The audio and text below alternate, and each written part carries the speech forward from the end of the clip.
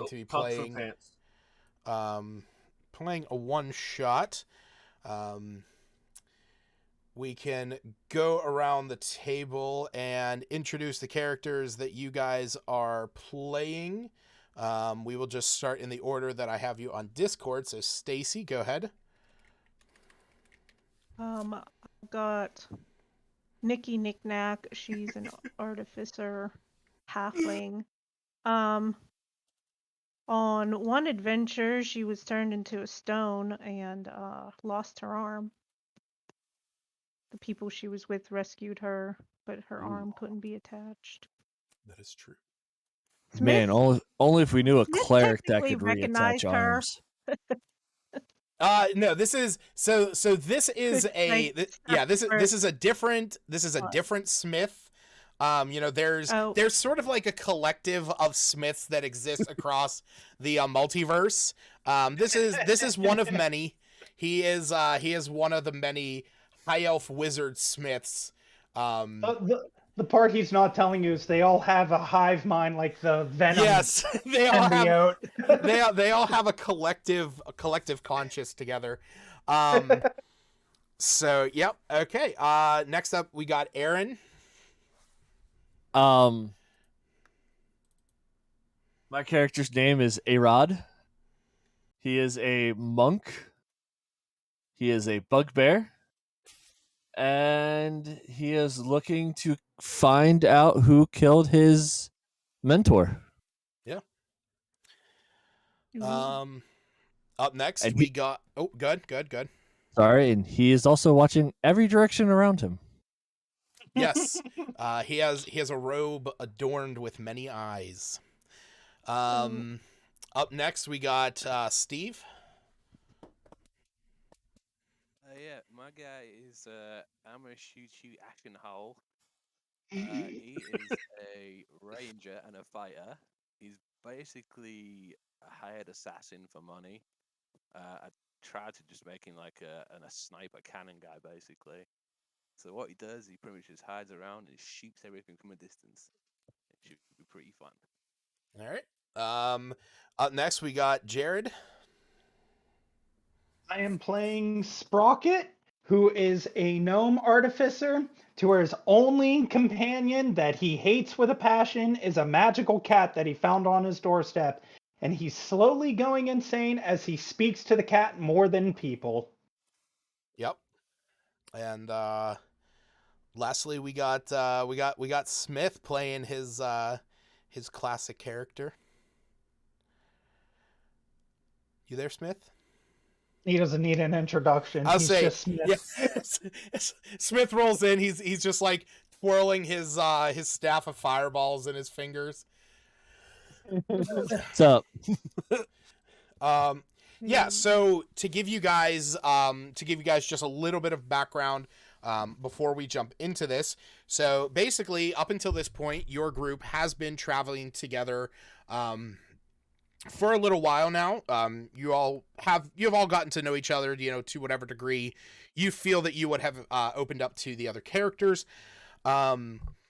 With that though, yeah, Sprocket, Nikki, and Amma, you guys have been traveling together for, Nikki and Sprocket have been traveling together for a little bit longer together. Amma recently joined the two of them, as you guys are seemingly in search of, various folk. Sprocket and Nikki on the look for this legendary Tinkerer Mage, trying to look for him to gain his knowledge, his wisdom, and his experience. Sprocket trying to look for him so that he might one day be able to pawn off his apprentice onto someone else so he can go back to hating everyone once again. He keeps trying to pawn. Yeah. Me off? Every opportunity he comes across where it's like somebody who's like banging a hammer against any metal, he's like, "Do you want a student?" Like, you want one? Look, you can learn from him. He's doing blacksmithing. I really want Smith one day to play a black guy, and have him be like a They should forge, be Oh blacksmiths. my. like have him be a forge cleric. That's so he can be a blacksmith. So he can be blacksmith. Every Oh. every start of the session, like every time it's Smith's turn, you got to have the soundboard of Peter Griffin going, "I'm a black guy." Oh, no. R.I.P. my channel. R.I.P. the stream. Yeah. I was gonna say, you're streaming, aren't Yeah, you, that's buddy? Destroy your TOS, baby. stream. That's TOS. Lucas, Um, if TOS hasn't taken you down for the fact that my Oh my profile God. picture is a guy hanging himself, Oh, that's I true. think That's you're true. Yeah. So, like I said, the two of you are out seeking this legendary wizard. Ama is out seeking someone of his own knowledge. As he already explained, that he is a mercenary for hire, an assassin, if you will. And Smith and A-Rod, the two of them have known each other for quite some time. They both attended a temple monastery that was founded by a collective of 5 metallic dragons.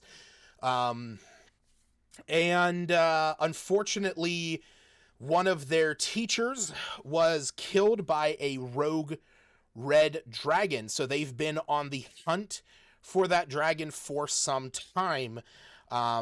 You've all kind of coalesced within this certain region, within the realms that this is taking place in, and are currently celebrating where we're going to start this little adventure as kind of like a little bit of a prelude into what we're jumping into.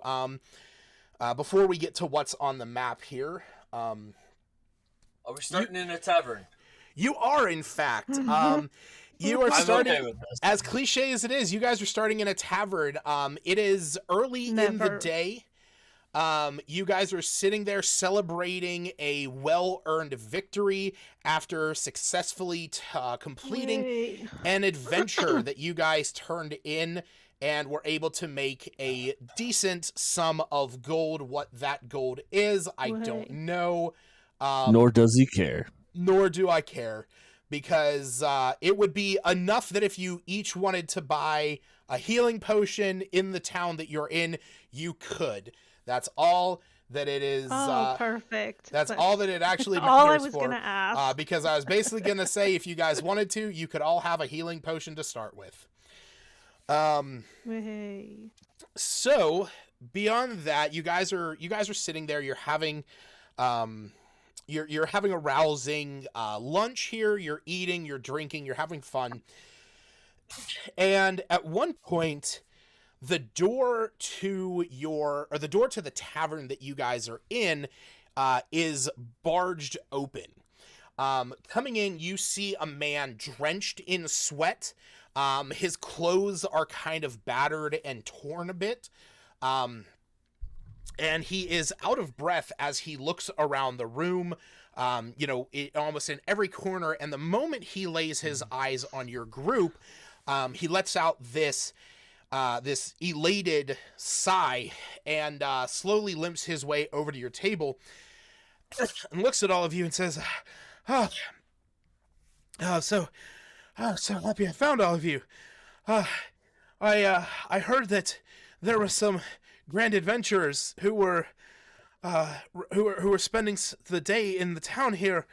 Man, am I glad that this worked out. If you don't mind, I take a seat. I have a question, a request for all of you. And he pulls up a chair and takes a breath, and he says, I do understand that you just came off of an adventure, but I come to you with very little to my name, but honesty and fear for my home village. I come from a small village about 2 days' travel from here, known as Drury. Recently, strange omens have been befalling our town. the ground rumbling at all hours, a terrible dry thundercloud that looms over the nearby mountains. They begin to darken and lower the morale of the townsfolk, and there has been disappearances. Unfortunately, my younger brother recently disappeared, and we haven't been able to find him. But there's rumors coming from some of the huntsmen of these grotesque monsters, these terrible beasts in the forests nearby. I beseech you, and the goodwill in your hearts, to see if you would venture to my town and help put an end to this. Again, I haven't much coin to my own name. And he kind of looks at all of you to see your response. You look very out of breath, my friend. Thank you. I assume you're handing him a mug of ale or something. Yeah, he's gonna order a mug of ale, and you're like, "Hey, another one in this mug." Yeah, you see the barkeep walks over. They get a mug, fill it up with some ale, and he quaffs it back. He, like, you see that even though he is drinking it fast, he is savoring every single drop as he kind of mills it about in his mouth, almost as if almost as if like this is the the first and last drink he's ever had. And as he finishes the finishes the drink, he looks up and he says, "So, what say you? Would you help a man out? Help a town of innocent people?" So get you to leave us the hell alone. I guess we don't have a choice now, do we? Well, are there any dragons? Have you heard any rumors of dragons? I personally have not. I cannot say that there is or there isn't. But the huntsman out there, he's a woodsman named Slade. He would be able to tell you that he often leads the hunters and the lumber groups when they go out gathering supplies. I'm sure that once you get there, you may ask him. He travels all across the land.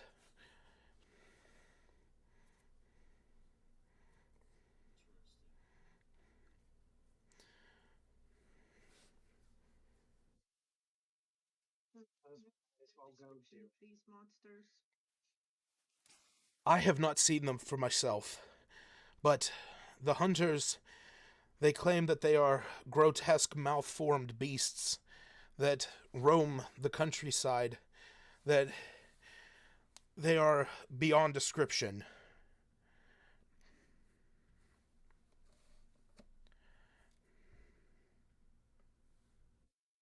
Which direction is this town then? He points and he says, it is a 2-day journey to the east.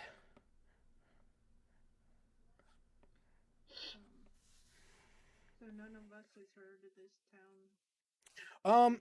Everyone roll me a history check. Oh shit, hold on. Yeah, hold on. I forgot to turn that on. I did get that working. I finally got that updated. Oh, and now it has another fucking update. God damn it. No, it should be good. It didn't give me an error like it did last time. But let me make sure that it connects. Regardless, I rolled an 18. Oh, you know what? Jared, your character is going to be an issue. Why? Because you have to move your character over into P5. I didn't ask that a while back. Can't you just? No, you can't forcefully. I can remove you. I can remove you from the data dump, but I can't remove you. But I can't move you over to my other campaign. Okay, hold on. So here, I'll remove you from the data dump. Yep. And then go to Campaigns. copy the link. Here, just copy this link into your browser and then open up. Who do I not have now? Oh, yeah. Let me know once you get them in there. Forgot to reload my. Open up my character sheet. Cool, got them. There we go. All right, now we'll give this a.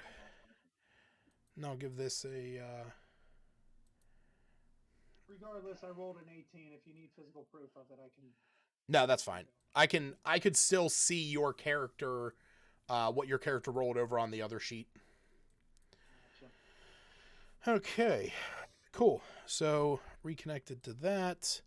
There we go. All right. So so with that, you got an 18. You said, Sprocket. Yep. Okay. Yeah. So Sprocket and Nikki, the two of you have heard of this. Town.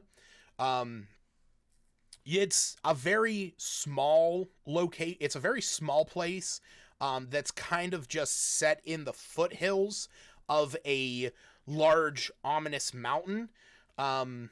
There's really nothing too spectacular in this place, and the most that you know about it is the name. But you know, what could be found there in your travels. This is a location that the two of you have, you know, kind of thought maybe if somebody wanted to, you know, get away from the rest of the world, it's like, you know, a couple days from really any other place, and it's, you know, kind of hidden in the shadow of this mountain. It is a good place to kind of get away if you needed to.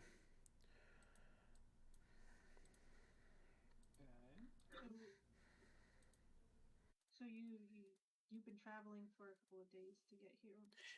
He nods and says, Secluded. he nods and he says, yes, our village is away from most other settlements. And yes, I have traveled 2 days to get here. As he side eyes. Yes, well, maybe after everything is resolved in Drury, you'd be able to find seclusion there for yourself. Absolutely not. I have my own place. Oh, Let's go fix this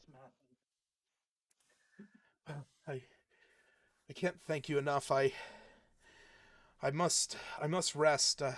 We can leave in the morning if it's easiest. I see that you are still resting yourselves from what has been going on. The cat proceeds to meow and he turns to the cat. I'm not going to change my damn mind in the morning. I already agreed to it. Keep your mouth shut. All right. So Sprocket has spoken. Amma, Smith, and Airrod. A-Rod's just going to keep drinking out of his mug. Okay. Smith. I'll be drinking as well, and I'll kind of just nod in agreement. Okay. Amma. Keep thinking you say mama. Man, I cannot hear Steve.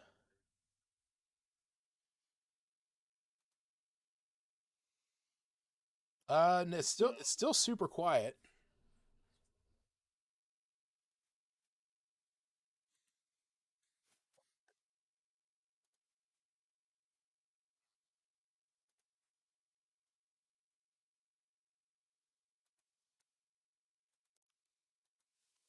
Oh fuck! I just realized I fucked up when I took my headset off. Your voices weren't coming over on the stream. Oh, well, it was only like 2 minutes.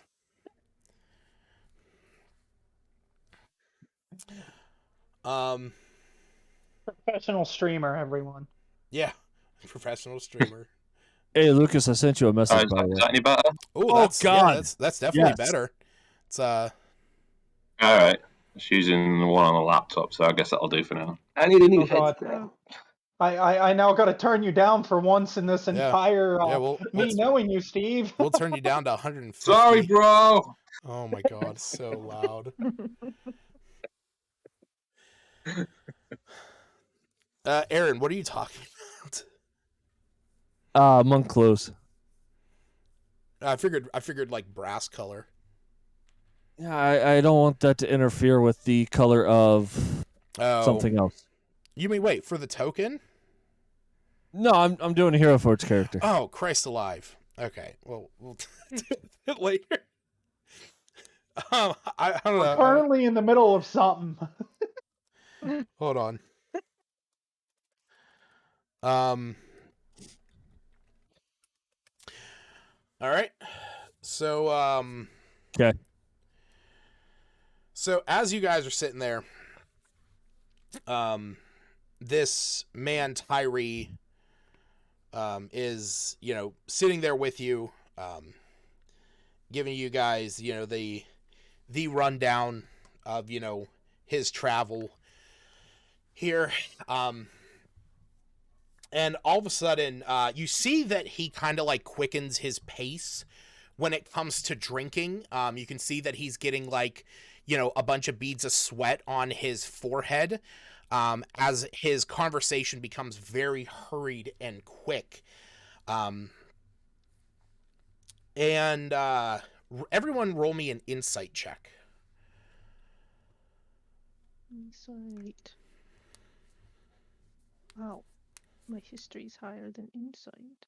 Oh, man, I read this guy. I'm too busy arguing with my cat. Yeah. I'm too busy drinking You're and too busy not getting drunk. Yeah. So yeah, Nikki, you start noticing this and he becomes very fidgety. And you also notice that that he seems to be fiddling with something in his one hand that is kind of down to his side. As he's You said his name's Tyree, Tyree. Tyree. Thanks. So, Tyree, you doing all right?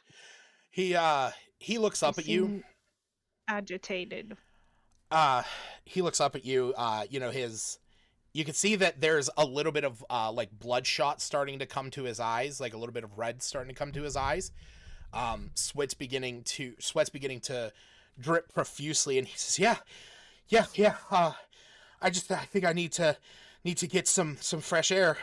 I'm really sorry. Thank you again for agreeing to help." And he quickly like stands up in a hurry, almost pushing the chair over that he was sitting on as he is running. Nikki, with your actually, we're gonna say you'll see it, but I also want to see who has. Okay, yeah. So, Nikki, you definitely see this with your insight, but I'm also going to say that Sprocket sees it with his passive perception. You can see that as he's running out of the building, the thing that he was fidgeting with in his hand was a knife.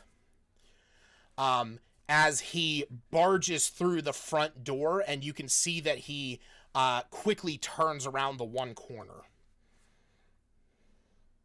Ain't that something?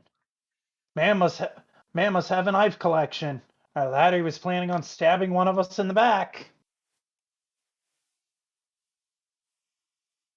Well, took off at a shot with without us with him. I mean, he came looking for help and left I'm his going to help. I'm going to say, Nikki, with your insight check, the look in his eyes was fear and terror as he was running out of the building.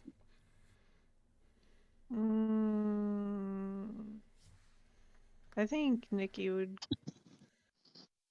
go after him, see where he's going. Okay. I'm gonna check up on him. All right. Is anyone else going, or just Nikki? As Nikki goes to walk out, the cat starts meowing. Like, I didn't even want her in the first place, but fine, I guess I'll follow her. Don't need more blood on my hands after what happened to the last apprentice. Not my fault. He decided to make Eco Warforged and didn't realize that you have to put your own soul into soul fuse first, and now he's wandering somewhere in the afterlife. So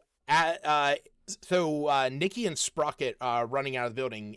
Is anyone else going with them, or the rest of you staying there in the tavern? I wanted to ask, I'm gonna leave kind of this one out up of to game, Smith.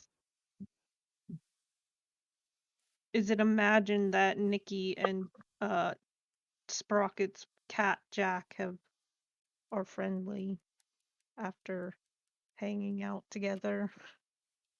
Jack is friendly to everyone. Sprocket just hates his cat and everyone else. Fair enough. Smith. I'll put my ale down and I guess we should follow them, see what's going on. All right. I'm gonna yell at the barkeep. Hey, I need one to go. And Amma, are you going out as well? I am indeed. Okay. So, as the bartender hands you a walk around, A-Rod, the five of you start making your way out into the town.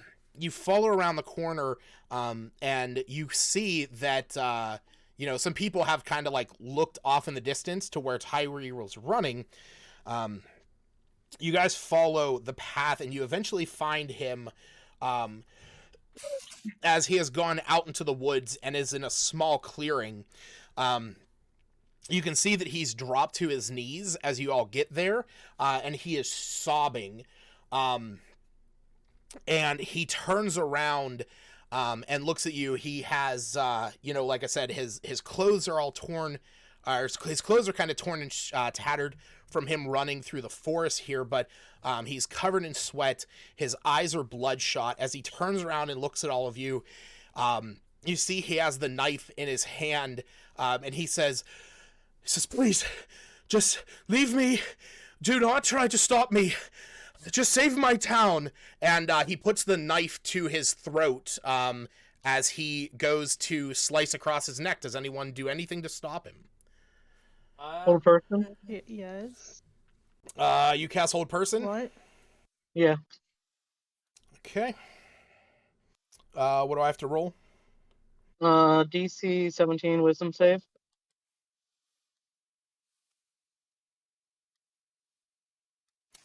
He fails. And you can see that as he goes to, he sort of pulls his arm back, and you see that he is attempting to pull his hand across his throat. He feels his arm stop, and he says, No, don't stop me! I'm going to walk over to him and take you said it was a dagger? Yeah, it's a knife. I'm going to take the knife out of his hand and just look at him in shame and be like, don't take the coward's way out.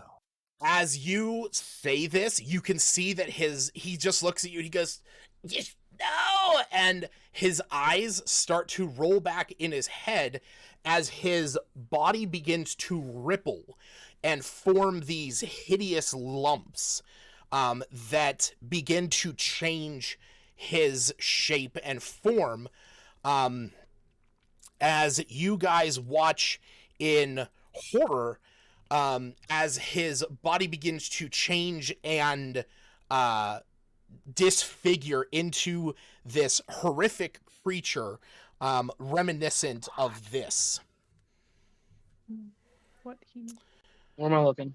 Here, I got Are we it. looking at stream or are we looking in chat? Where are we looking? You can look in stream. I will also put it in. I will also put it in the Discord. He looks like he just wants a hug. Yeah, yeah. Right. All right. Also, I'm gonna post Come a on, Nikki, go give Hero him a Forge hug. picture of my guy in chat. What's that? I'm gonna post a picture of my Hero Forge guy in chat. Oh, okay. That's fine. Okay, so I'm gonna move your characters on the map over to this corner, because I didn't actually have a map set up in case you guys, Figured did an encounter.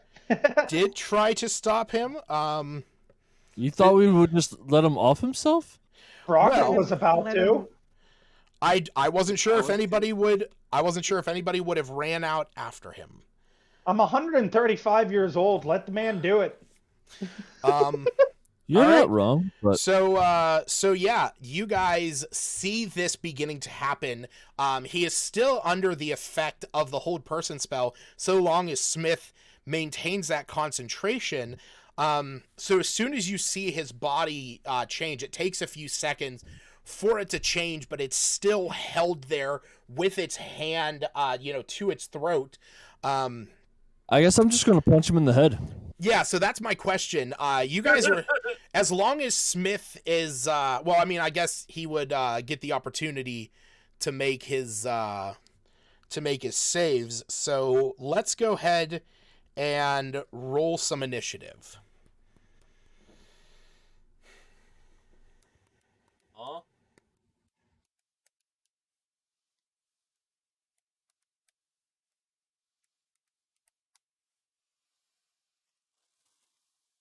Sprocket. Did it not go through? It did not. I got a 17. Okay. I was Yeah, it 'cause- went through. It just didn't go through on the WebSocket.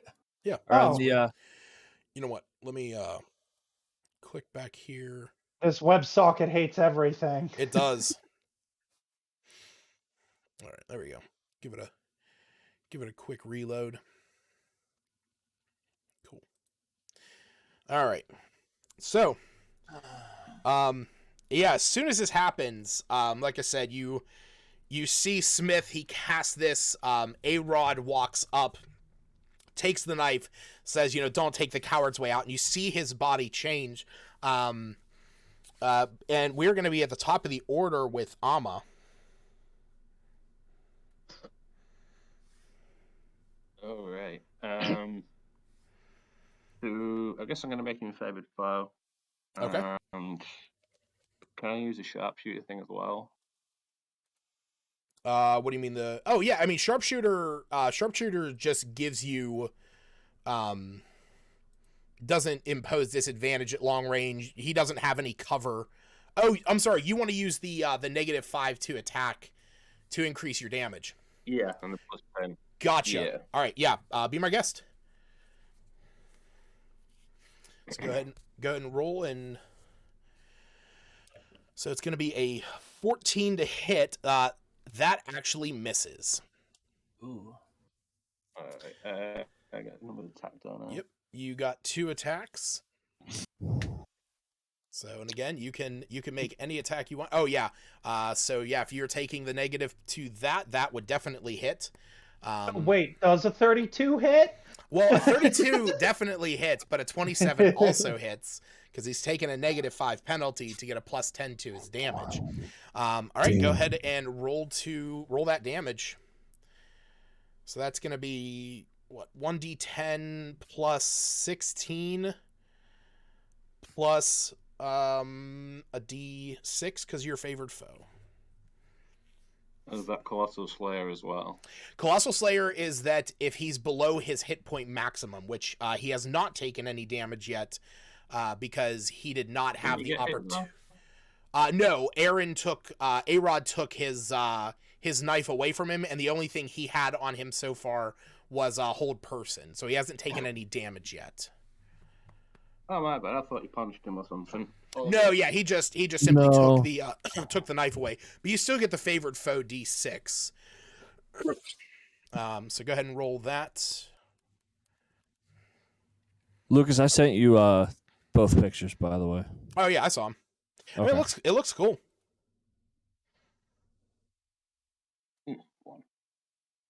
Okay, so it's going to be 14 plus 10, so 24. All right, you fire off, Alma fires off 2 crossbows. They land in the arm of this creature, almost pinning its arm to its chest where it was. Sprocket. Or I guess I should ask, Alma, is that everything you're doing? I'm probably just going to move to the sides. Okay. Sorry, character shell. Hang on. I know I don't have a ton of space on here, but let me move you guys over just a hair to give you a little bit of clearance. There you go. All right.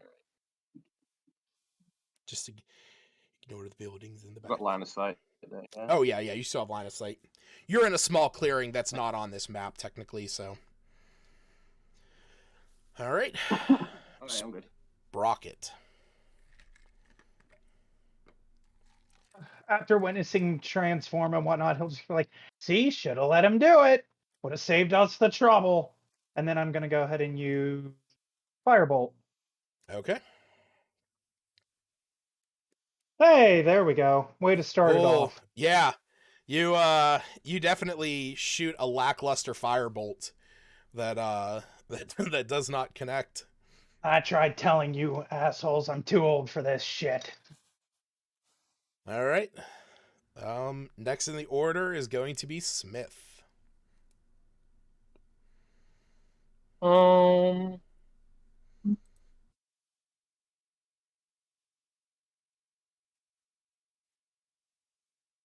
Yeah, I'll do a firebolt. Okay.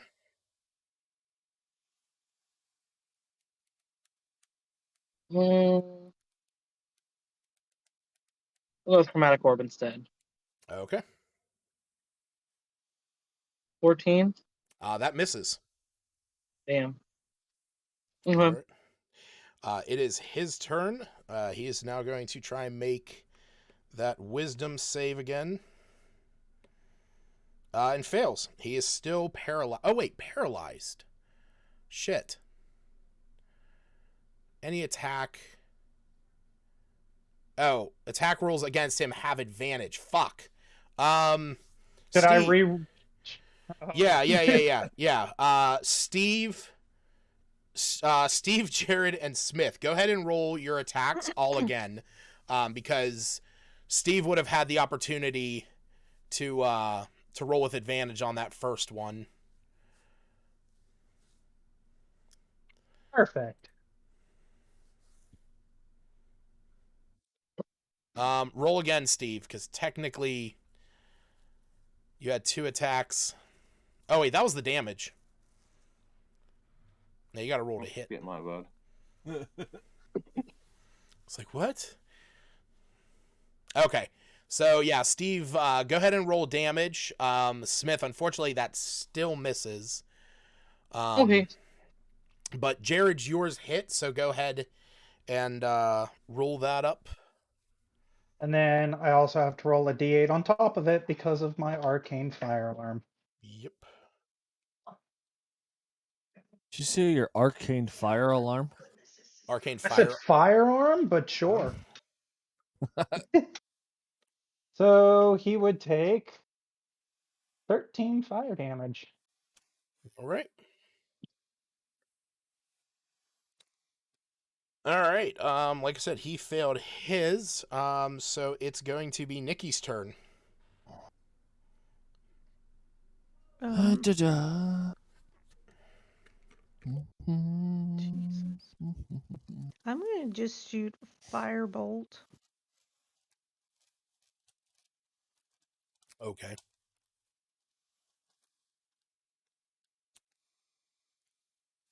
Yep, that hits.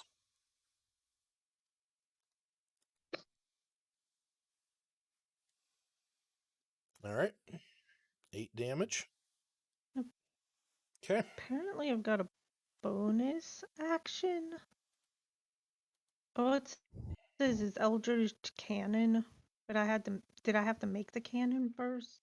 So the way that works is that as an artillerist, you can create a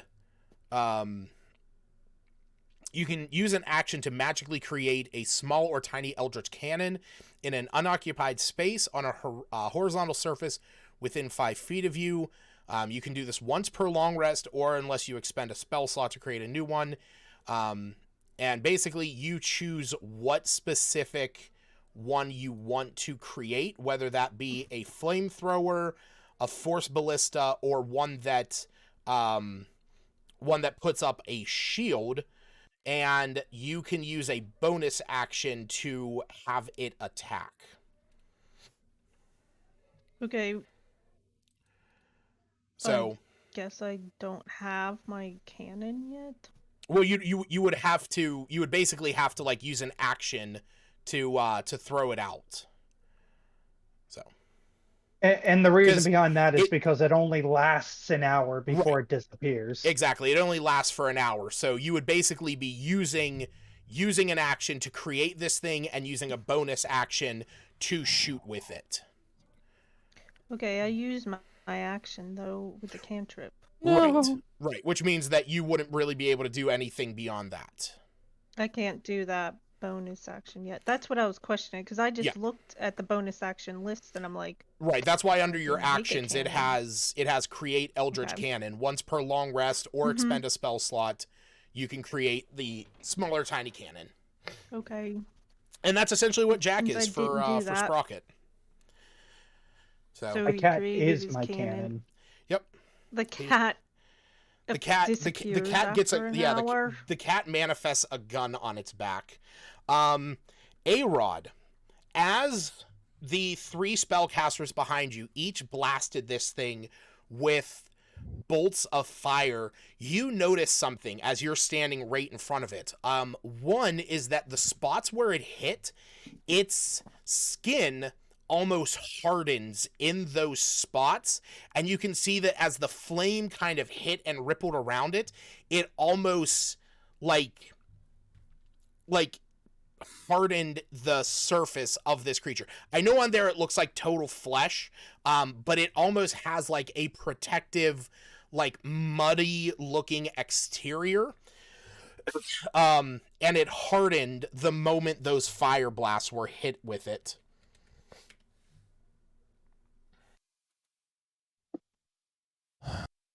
All right.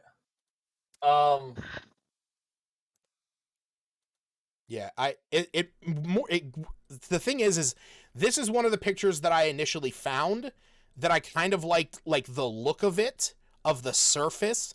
This is kind of what happens whenever you hit it with the fire, but it's very grotesque, like fleshy and stuff. So yeah, that's kind of what you see. You imagine it has a slightly tougher exterior.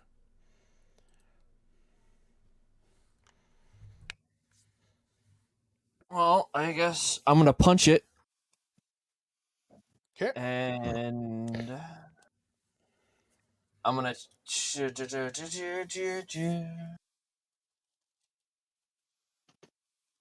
change the damage type too. By the way, Lucas. What are you changing it to? Acid. Okay. That hits. That misses. Sorry. Well, you said advantage, correct? Oh yes, he's still paralyzed. Good call. Yep. So that's one hit. All right. So that's all you need, because as you, those of you that are around, you've seen A-Rod do this before, but as he winds up his punch, you see that there's almost a green. Or wait, actually, would it be green? I would consider acid green. Oh, well, you know what? It would, I'll say this. You see it's green, but it almost has like a copper-esque sheen to it. Because of the metallic aspect to it. But green is definitely the chromatic acid dragon. But yeah, you punch this thing. You break through this hardened exterior, but as it lays there festering on the ground, you can see that its face begins to contort back into the horrified visage of the man you were speaking to, just minutes ago, of Tyree from Drury, as his face is twisted and contorted in pain and terror on the upper shoulder of this creature. Horrible. I'm going to whisper into his ears, I am sorry this has happened to you, my friend. Oh, And he's- kind of just like Yeah. Clo- Go use ahead. my hands to kind of close his eyes. As you do, you feel that his like the surface of his skin is like very hard where this is, but something that is kind of off-putting to you and concerning is that as you're doing this, as you're very close, you get this almost scent of like you get this like sweet scent from him.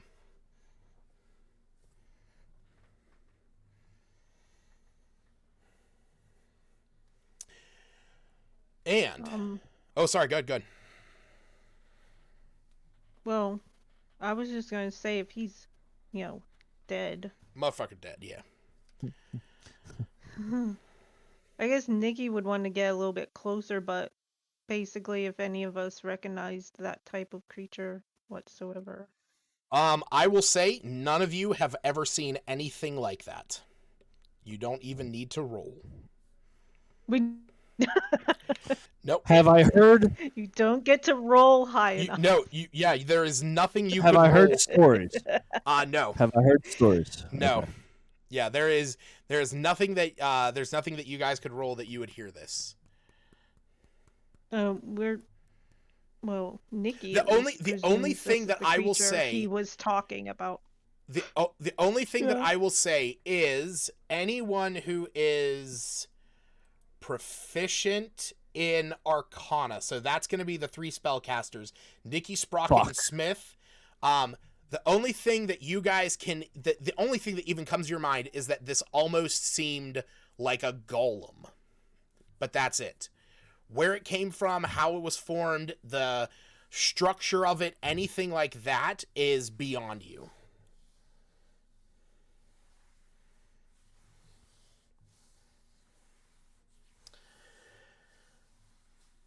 You said it smelled sweet. It is has that a something sweet. Nikki would notice if she looked. If you got close enough, you have to get like right up on this thing. Right up on it. Well, I said she would go look to it, and then the rest of us all disappeared. Like I said, it was. Oh, we're in the middle now. Yeah, I moved you guys back up to the map. I mean, I'm like, are you getting like face to face with this thing, like within inches of it? Well, probably not that close. Because that's the thing. It's like it's very faint. So it was just because A-Rod went up and whispered into its ear. Fair. Well, I guess that's what he was saying was happening to people. All right. So, as exciting as that was, we will fast forward to the start of our adventure. 2 days. Can't believe we're level 9 now. Yeah. That's amazing. We will say that this takes place. This is going to be 3 days after, so make sure that you get your spell slots back, if you expended any.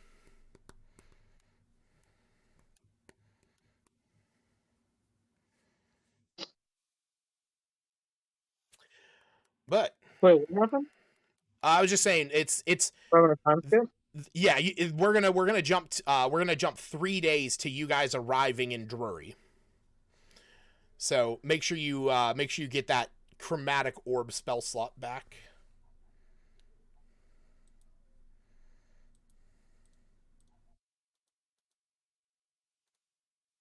What happened to what's his face? He did. He Oh, he died already? Oh yeah, yeah. Aaron punched him to death. Oh, okay. Yeah. With acid. All right. So, like I said, 3 days have passed.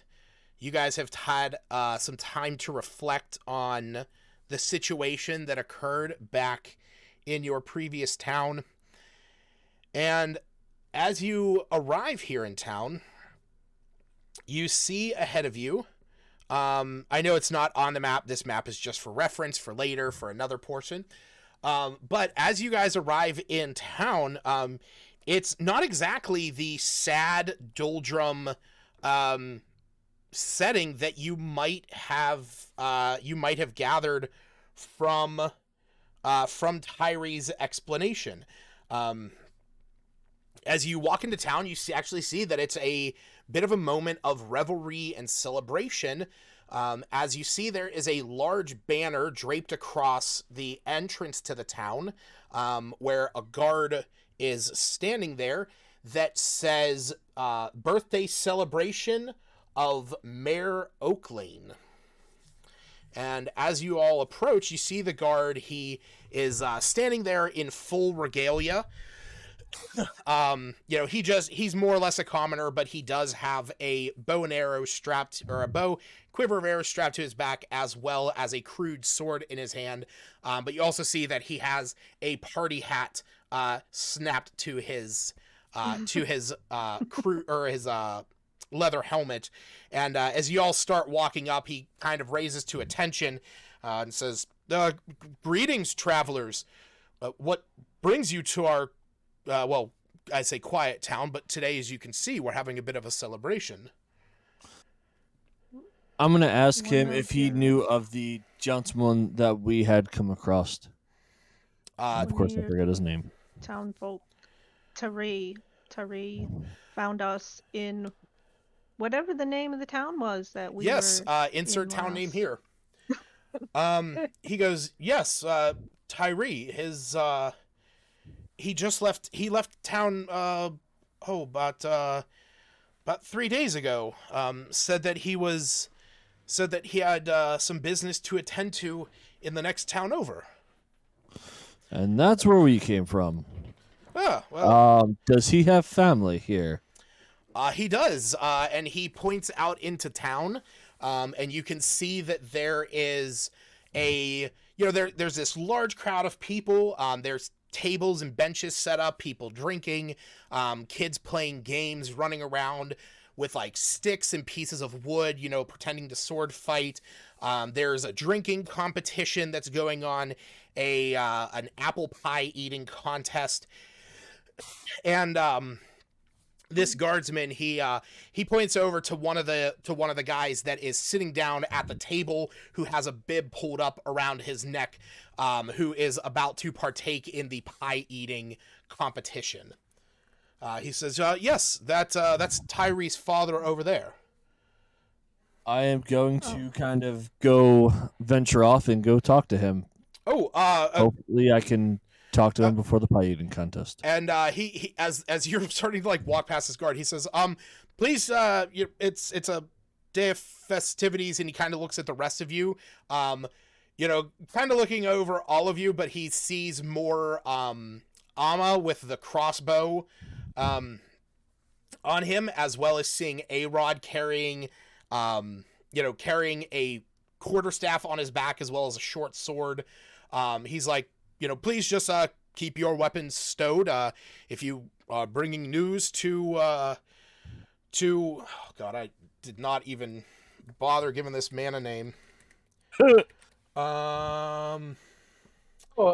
you want to make it much easier, I'll just go ahead and announce to the whole town the news that we need to tell. Might benefit the town more. Well, if you are if you are delivering news to Rodney, just please keep your weapons in check. Day of festivities, just don't want anyone poking out an eye or getting hurt or anything like that. But of course, because what fun is a carnival?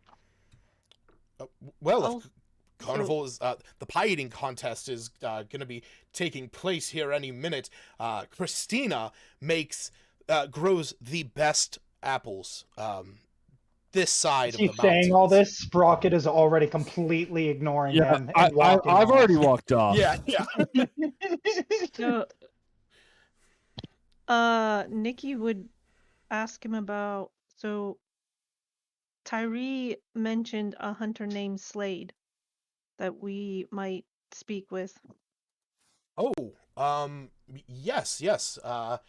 He kind of like looks through the crowd and eventually over at the opposite end of the square, a little bit closer to where like on the farthest side from the entrance, you see a man standing there. He's wearing slightly darker clothing. Most of it seems to be made of leather. He is silently carving a piece of wood next to a rack of pelts, furs, and various animal skulls. Ooh.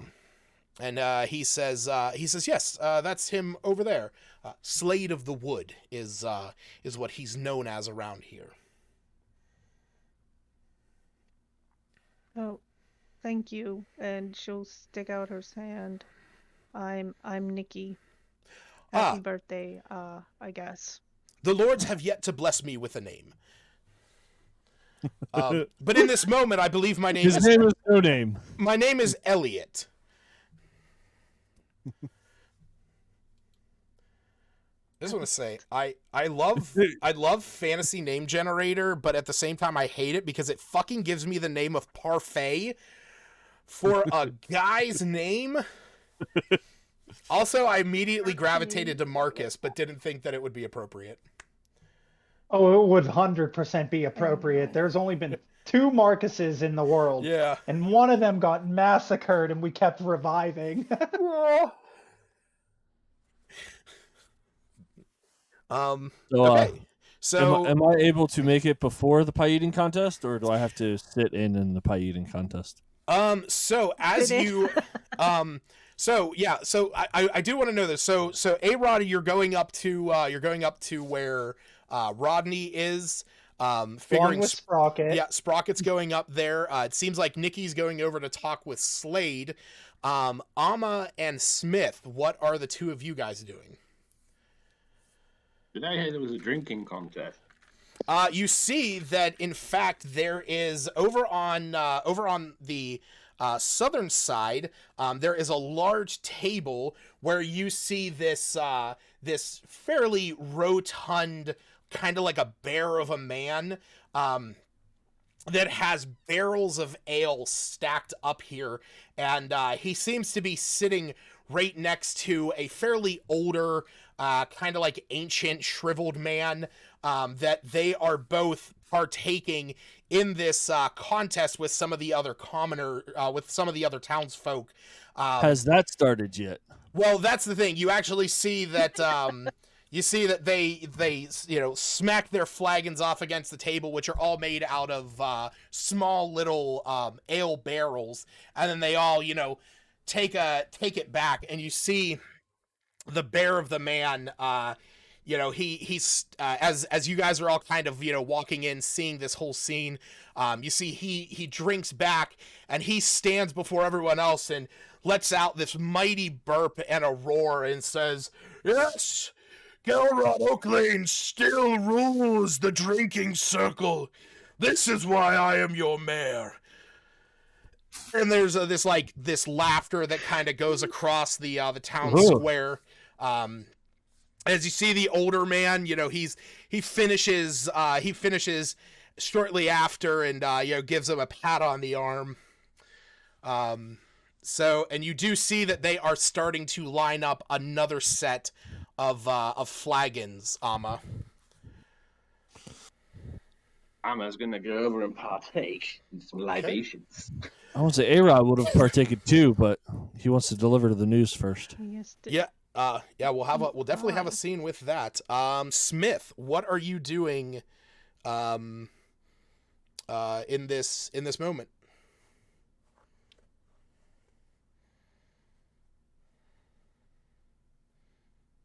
Smith? Smith. Sorry. I'll be going playing with games. Arod wherever he's going. Okay. What's All he right. going again? That's Aaron's character, right? Yeah. He is going over to where the pie eating contest is to deliver the news to Rodney. So yeah, we will we'll kind of go in order here. So A-Rod, Sprocket, and Smith, as your group kind of like separates into the crowd, you can see Sprocket looks to A-Rod and he goes, "If you don't want to break the news to him, I'll break the news to him. I'm used to this kind of thing." I figured it better come from me since I'm the one who ended it. Hey kid, you got Don't AIDS. worry. Here's a peppermint. I was gonna say, don't worry about saying who did it. I already know how it's gonna go down. Yeah. We only tell him what he needs to know. So as you guys are walking across the town square, you can see people have taken notice of you.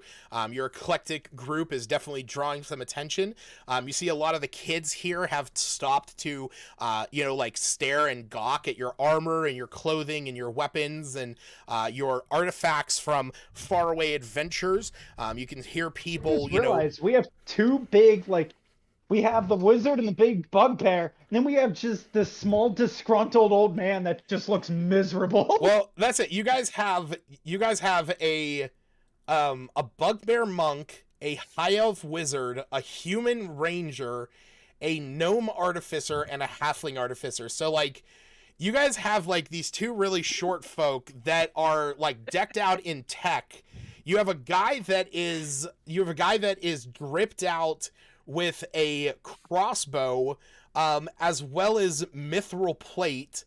You have a fire wizard walking through with a staff that has an ever-burning flame at the top, as well as wearing necromancer's robes. And then you also have a bugbear walking through with these robes that have eyes on almost every square inch of them, also wearing a dread helm. So yes, you are definitely drawing some attention, and it's we're gonna say that as you guys step up to where this small platform is, where the pie eating contest is, you hear a woman shout out, "We need one more contestant for the pie eating contest." And as she looks over A-Rod, she sees you approaching Rodney, and sees you up near the stage, and she goes, "Oh, sir, you look like you could handle a couple pies." I guess. Well, please have a seat. And she walks over and she pulls out this barrel that's been cut down so that it's short enough that you can sit on it comfortably. And you see, especially for me being a large dude. Yeah. And you see that a couple people come over, and they have a container with a dozen pies in it. And you can see that you are sat right next to this man that you were aiming to come up and talk to. And you see that they kind of set you down in the chair. And they say, "All right, well, now that we have all four contestants, are we ready to partake in this hour's pie eating contest?" So as they're saying this, I'm going to lean over to Rodney and be like, "We need to talk after this." And he just sees red eyes staring at him. He kind of looks up at you. Yeah. Who are you? Who are you? My name is A-Rod. And it's at that point that you hear the woman's voice in the back. She goes, "All right, contestants, without another minute to spare, go ahead." Right before she starts, Sprocket will go ahead and tap her real fast and be like, "Can I just make a quick announcement before you do that?" Oh, sure. If you feel yes. Sure. It's quite important. Is there, what was his name? Rodney? Rodney. If there was a Rodney, this message is for you. I use magical tinkering to create a static visual effect, including up to 25 words of text, and I just DM'd you the text. Oh God. I counted it. It's 24 words. 24 words or 24 letters? That's a It's that's 24 a long words. message. How It's does like this a- work? What is It's this? I can imbue a tiny non-magical object with magical property of your choice, blah, blah, blah, blah, of it being a 6-second recorded message. I can have it emit odor or nonverbal, or I can have a static visual effect including up to 25 words. 25 words. So if you So- want it to be speech, I can make it that too and just touch whatever she's using to communicate through, and that message will then just Well, be said. She is just like speaking loudly, but it is a tiny non-magical object. What are you tapping to put this message on? Oh, I was probably most definitely just going to go ahead and tap it on the table that's near them or whatever for the pie eating people. That's a large object. This needs to be like essentially. I want you to imagine almost as if you had a cell phone and you tapped that and it spelled it out on there. Okay, so he'll say, "Is there a Rodney in the crowd?" And as soon as Rodney says something, he'll just go up and tap a place a tiny object there, like a we stone can say or that you something next touch to him. you. Oh no! Here's exactly how this plays out. You go up to him. You like put your hand on his shoulder. You touch his pie that is in front of Pops him. up on the pie. And it like almost as if it had been baked in this fashion, it reads, "Your son and or daughter Tyree has died in combat. We are gratefully sorry for your loss. Signed, Sprocket, best inventor ever." You see that he looks down at this and his like this shocked look on his face. He goes, "What? What?" Yeah, he transformed into a demon. It was really weird. Good luck on your pie eating contest, though. And Sprocket will then turn around away from him and go sit in the crowd, waiting to watch the competition. What? I can't. And he looks over at you, A-Rod. He says, "Is this what you needed to speak with me about?" Unfortunately, yes. What? And I can Lucas, give you if you all truly details wanted to, after. you could have kept the insert name here because that made it 24 Oh, letters. did it? Oh, I'm saying, okay, so it said insert name here. That's Yeah, and whenever he's perfect. just like, "What?" he just goes, "Yeah, I think it was Tyree or something." Oh, Because no. that was it. The insert name here Insert is name. part of that message. He just Ty- has it permanently set to that. And he looks up at you, he's like, "Tyree?" And Sprocket just nods, "Yeah, good luck in the pie eating contest," and walks off with the cat. He just kind of like, his eyes are wide, and he's like, "Oh my god." And you see this woman, she walks over, and she looks down at the pie, the woman who was announcing this. She goes, oh my god, Rodney, I'm so sorry." And he goes, I don't know what to do. And you hear just off to the left,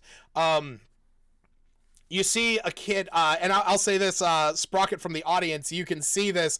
You see this kid, like, who's sitting over in a chair. He kind of, like, leans back and wobbles and goes, "Oh, shit, fighting!" And he dings this bell, and you see the other contestants that are to the left of Rodney start digging into the pies.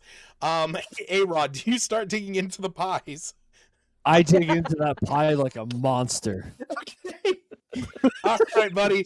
Go ahead and roll me a Constitution check. Oh, Lord. This is quite literally the equivalent of your kid's got AIDS, here's a peppermint. You got AIDS, kids. Here's a peppermint. All right, so you are only going up against two other contestants now. So that is going to be. Oh yeah. So I ain't doing too hot. you are not. Yeah. So you get through your first pie, and when you lift your head, you can see that they've already gone through the two pies. Go ahead and roll me another one.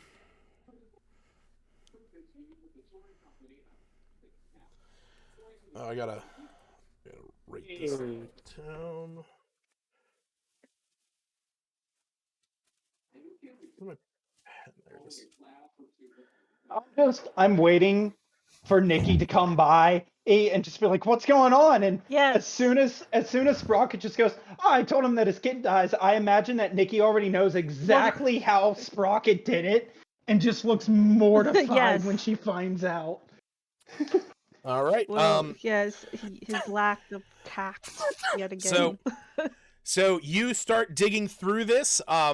You get through a good 2 pies. You see that the guy who's down at the very beginning, he's still just ahead of you. The guy who's right next to Rodney, he must have looked over and saw the message that was on there and like kind of choked himself out a bit. Go ahead and roll it again. Basically, the way that this works is it's the first to 50. Oh, God. So currently, so you have a 17, so that would be 24. Oh, wait. Did you? Sorry.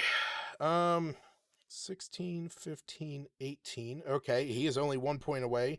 16, 5, 6. He is still back. That, plus 17. All right, so basically, it is down between you and the guy at the other end. Go ahead and roll again.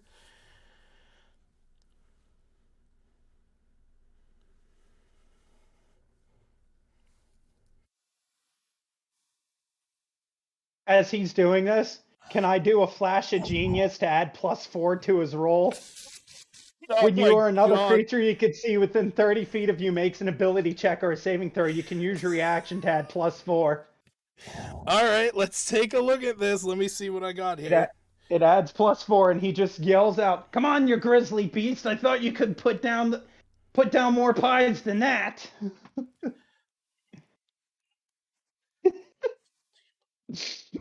Not only is his son died, he just lost this pie eating contest. All right, so as you say this, you hear Sprocket shouting at you. You feel this surge of energy in you, and you start digging through the pies. It's coming down neck and neck, and it's in the very last bites. You see that the guy down at the very end, he starts choking on a single piece as he's trying to shove it into his gullet, as you're basically just ripping into this thing, throwing it back as much as you can. Yeah, you are victorious as you finish all 5 pies before everyone else. And you hear the crowd. There's like mixed reactions of cheers, and some of them like kind of looking at Rodney, who at this point has just stood up and like walked away quietly. And you see Christina, she's standing there, and she's like followed behind him, and she goes over to the kid who rang the bell, and you can hear her say, you know, "Hey, yeah, the next contest is gonna be postponed. This one was supposed to be too." And he goes, "Oh, I'm sorry." And he goes over up to you, A-Rod, and he says, "Well, you did win fair and square. Here you go." And he hands you a medallion that appears to be like this kind of opalescent looking apple slice. And what this is, it's not an item that exists within the game, but this is that once per day, you can choose to succeed on a Constitution saving throw. Ooh. While they're walking off, Sprocket will follow them, and he'll just casually say to Rodney, "Well, now that we're away from all of them and all of that's over with, let's discuss what was baked into your pie." Yeah. Yes. What happened? To put it bluntly, he became an eldritch horror beyond my comprehension, which is actually very difficult to do, mind you. And he had to be put down. He claimed something about having to help this town. It was actually really interesting the way you transformed. The only time I've ever seen anything like that occur was usually failed experiments, but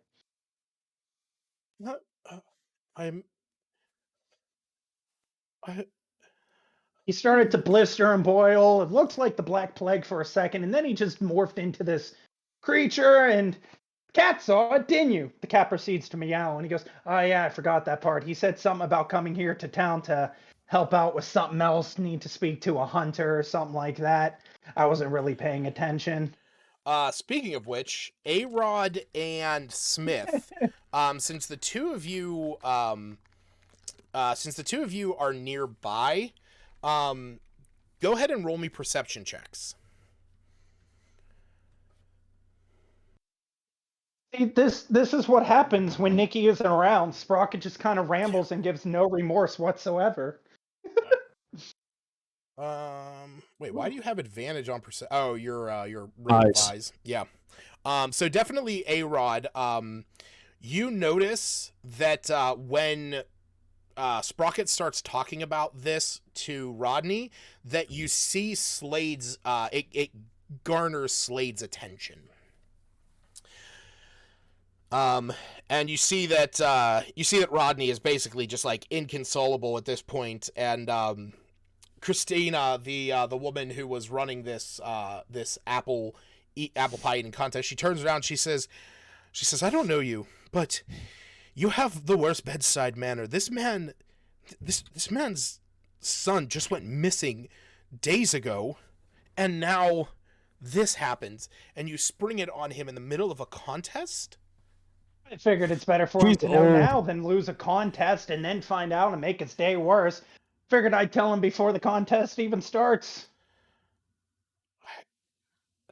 Listen, when you get to be about my age, this is a normal occurrence. Well, I guess blessed those that never reach that age. But with age comes wisdom. Now, as I was saying about your son, Tyrion, Tyron, Tyrone, whatever. Tyree. Whatever. Jesus. Yes, Tyree. It just to point out, I haven't marked on my notes correctly, spelled correctly. Yeah, I'm sure. All right. He said something about coming here, about more of these Eldritch beasts. I don't know. Our town's just cursed. Who knows? Regardless, about this hunter. And so with that, we will kind of, rewind time just a hair and cut back to Nikki heading over, who was going over to talk with Slade during this. So as you approach, you see that there's not really a ton of people that are hanging around this dark, kind of standoffish man that is standing here whittling a piece of wood. But when you approach, he raises an eyebrow at you and just kind of like gives a look over you and then looks over at his stuff and says, I'm not sure if you are here to buy anything. You don't seem like the kind that is interested in my wares. No, not to buy. To impart information and see what you might know. Oh. Is he in the middle of a crowd? He's kind of like standing off over here on the map, like further out to the east. Like I said, he's kind of like the farthest place from the entrance and kind of the closest place to the forest, because on the eastern side of here is a fairly large forest. Right, so they'd be talking relative privacy. I mean, yeah. Meh. Okay. One of your young townfolk, Tyree, found us in the other town over, and said to speak to you about grotesque beasts. And he sat with us in the tavern and then ran out, and we chased after him. He, I guess, turned into one of those beasts. Unfortunately, he's no longer with us. He was taken out in a swift battle. But we're here. Well, and then he can only attempts to gesture to wherever the rest of us are. You can see the other three are over on the like are are By the over at the pie. apple pie eating contest, and you can see Amma heading over and sitting down at the next drinking contest. I'm just patiently We're waiting for Nikki to hear what Sprocket did. Yeah, I that's can't wait. yeah, we'll say that is happening as you are speaking, as he looks at you and says, "Well, then he's lucky to have been put out of his misery." But yeah, he looked like he was trying to take his own life. We understand why that seemed and the he way he was nods. going. He nods solemnly, and then that's whenever you hear Sprocket make the announcement, and as you look over, you see him walk over to one of the apple or pie eating contest contestants, and then just that moment of dread in Rodney's eyes, and then the bell rings, and then it's the ravenous feast. Yeah, Nikki would definitely look up and may excuse herself from oh, Sprocket. Sorry, excuse me. He looks at you and he says, We can speak he looks at you. more. He looks at you and he says, "Well, the creature that he turned into, it is true that some of us have encountered beings like that out in the forest. Horrific, malformed monstrosities. We do not know where they come from or what causes them. But I'm trying to follow a trail that I hope leads me to that answer soon."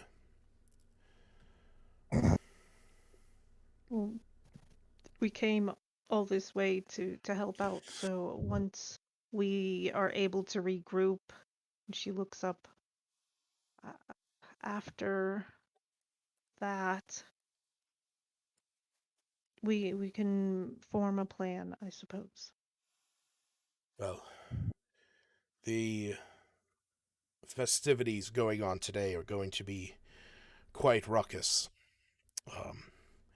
And they will be going on throughout most of the eve. I would actually request, if you wish to speak of this, I would ask you meet me in my tower tomorrow at dawn, just east of town. Kinky. Some of this may be a little too late, right? Like, Nikki would realize that Sprocket's done something. Yeah, at this point, if Rodney's sitting there like all distressed looking, and at this point you see A-Rod stands up. He has the little apple slice medallion around his neck. Some people are cheering, other people are like, "Oh my god."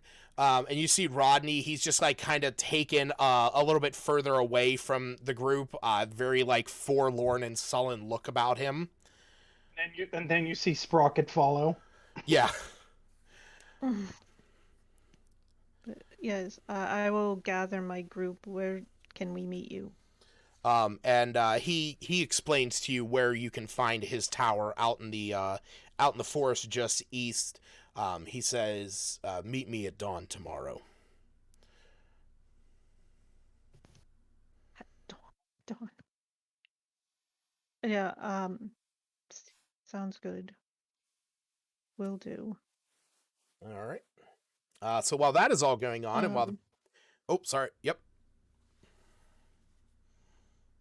Oh, I just want to bring this up at some point. I can use that one. Oh Lord.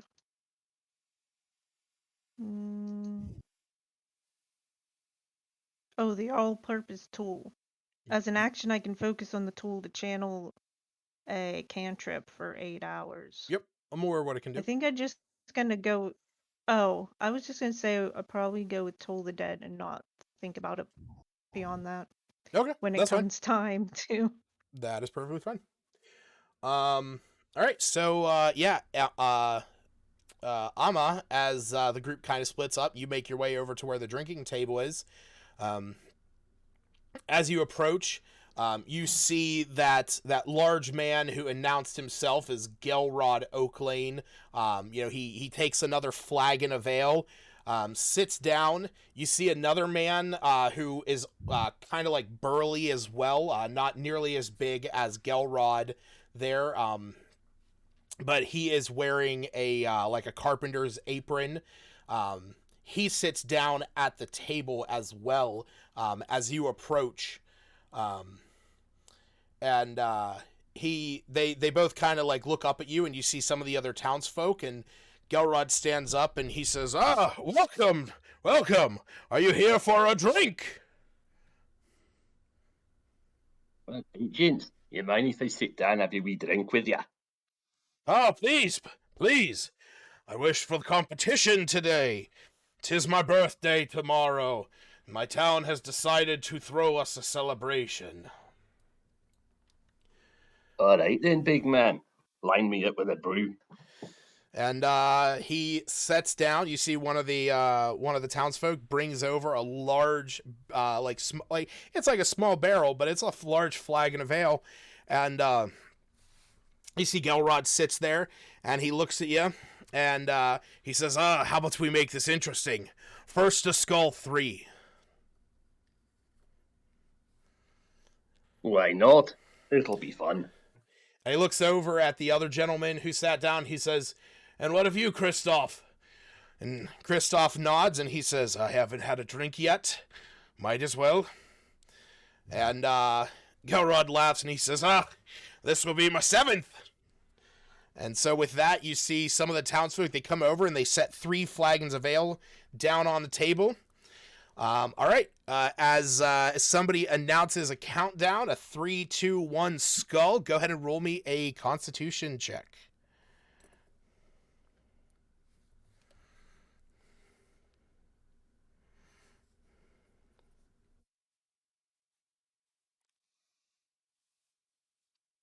All right. You going sober there, Steven? So, first one back. Apparently.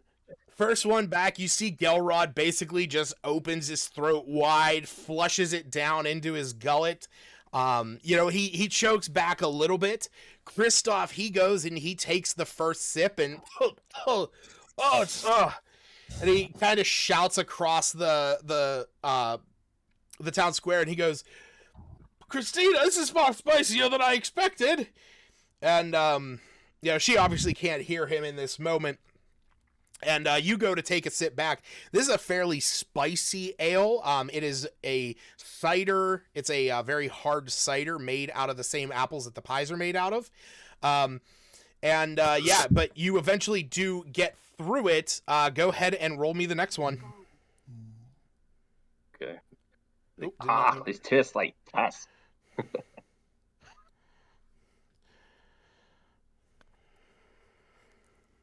16. All right. And you see as you start chugging back this one, you start to get get past the flavor a bit. It's definitely different than what you're used to. You see Kristoff in the middle. He takes a good swig back. Gelrod down on the other side, he starts going back, but this being his 8th beer, it's really starting to hit him. He hiccups in the middle and starts coughing. Go ahead and roll one more time.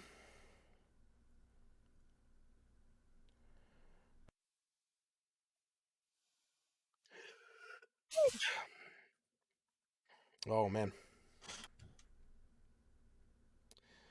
Where's my... I rolled too many times. Yeah, that was that. That would be a total of 27.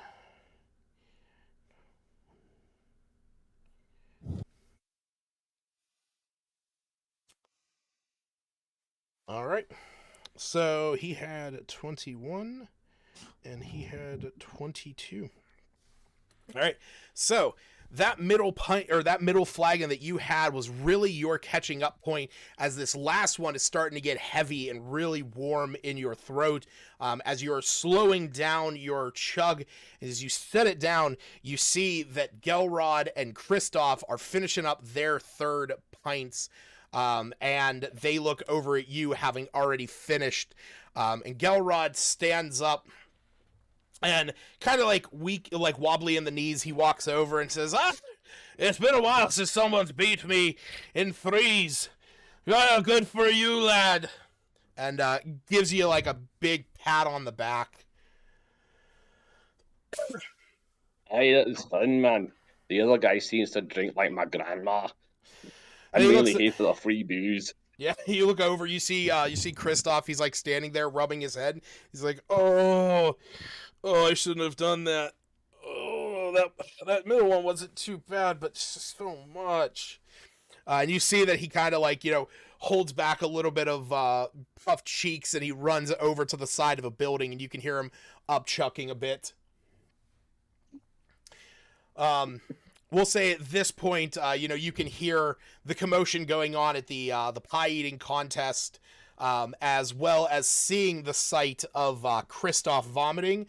You catch a glimpse from a side eye of Slade of the Wood, kind of giving like a smile, watching Kristoff vomit over on the side.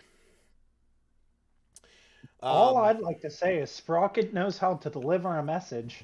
Yeah, you definitely do. So Straight with to this, the point. yeah.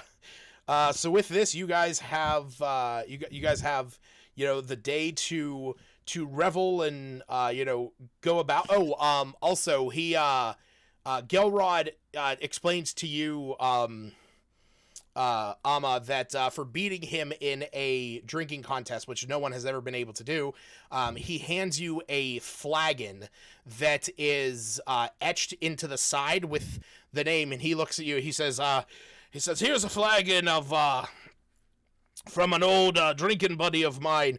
Always good at knocking a few back." And you can see that it's engraved with the name O'Doul's. And this is a flagon of sobriety, if you want to add that to your character sheet.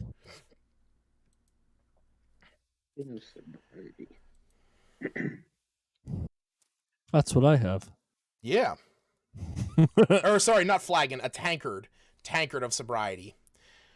Basically, it allows you to drink whatever's in it without becoming inebriated. I don't want that tankard. Yeah. Well, that's it. He hands it to you, and he says, "Here, this was from a drinking buddy of mine. I feel that you've earned it." That's Thank you why kindly. A-Rod can drink so much and not get drunk.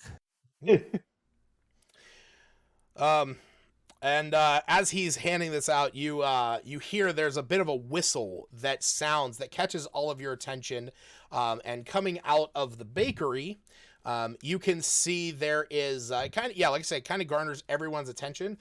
You can see this man walking out. It was the shriveled up old man that you guys saw next to Gelrod when you guys first got there, who was swigging back a flagon of ale. He comes out with a cart that is steaming of fresh bread, and he looks out across the group, and he says, "All right." He looks down at those of you that were in part of the drink contest. He's like, "Now, nothing goes better with warm flagons of ale than some of our own Drury bread. Help yourselves. Today's a celebration for a good friend of mine, Gelrod Oaklane. To his health and to the health of Drury." And you see people like the townsfolk kind of like swarm his cart, ripping at it and taking, everyone taking almost like a half loaf for themselves, as they start digging into it. Celebration. Do any of you go over and partake in some of the bread? No. Okay. Sprocket's standing with Rodney and the other one, and he just goes, You might need some bread. I heard it's good for the soul. Might soak up some of the tears. You Does see any of it look like muffins? No, it all looks like fresh baked bread. He's not the muffin man. I mean, he does make muffins. Drury Lane, damn it! Come on! This is There has to be bullshit. a I muffin hate man this one-off. somewhere. I quit.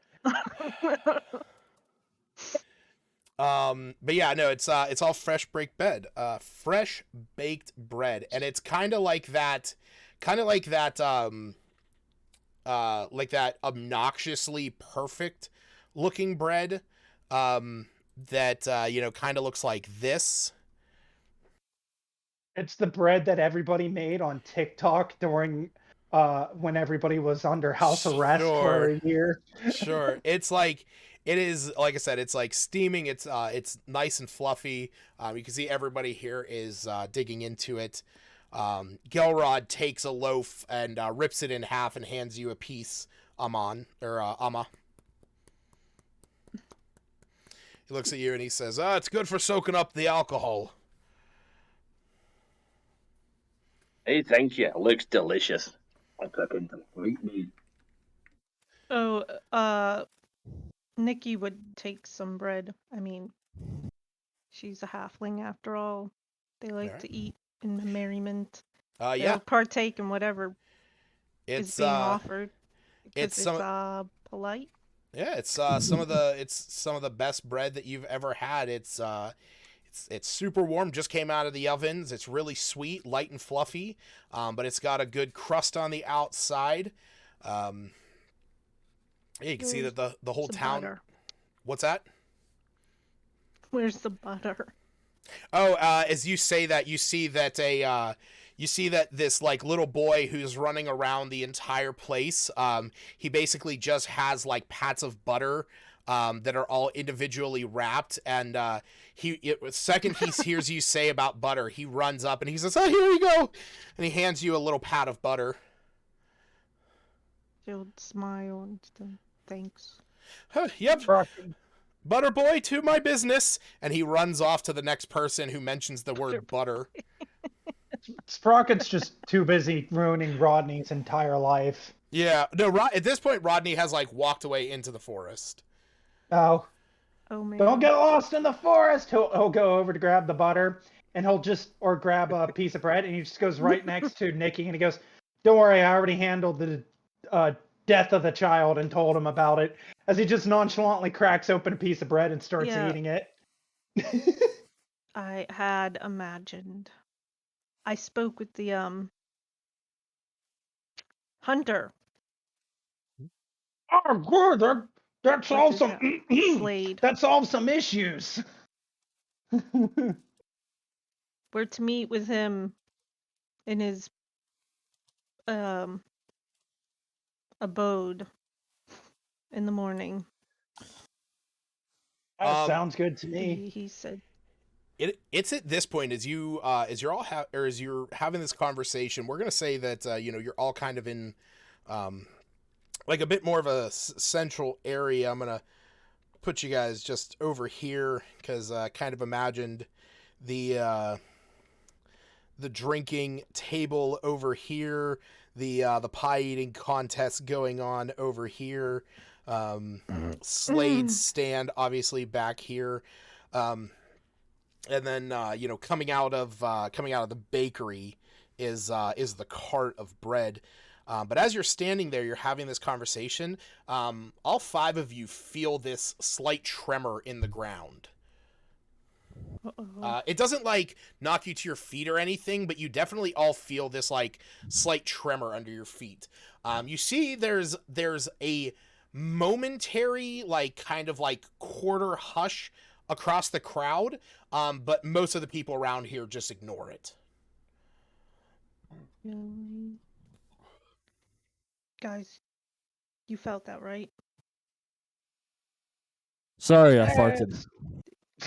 It's just a small earth tremor. I'm sure it'll pass. But Ray. Yes, normally that's where farts come from. Is my butt. He said the earth shook when he talked about the ground shaking and the thunder. This seems like a tied cheap to the porno. beasts. It's odd.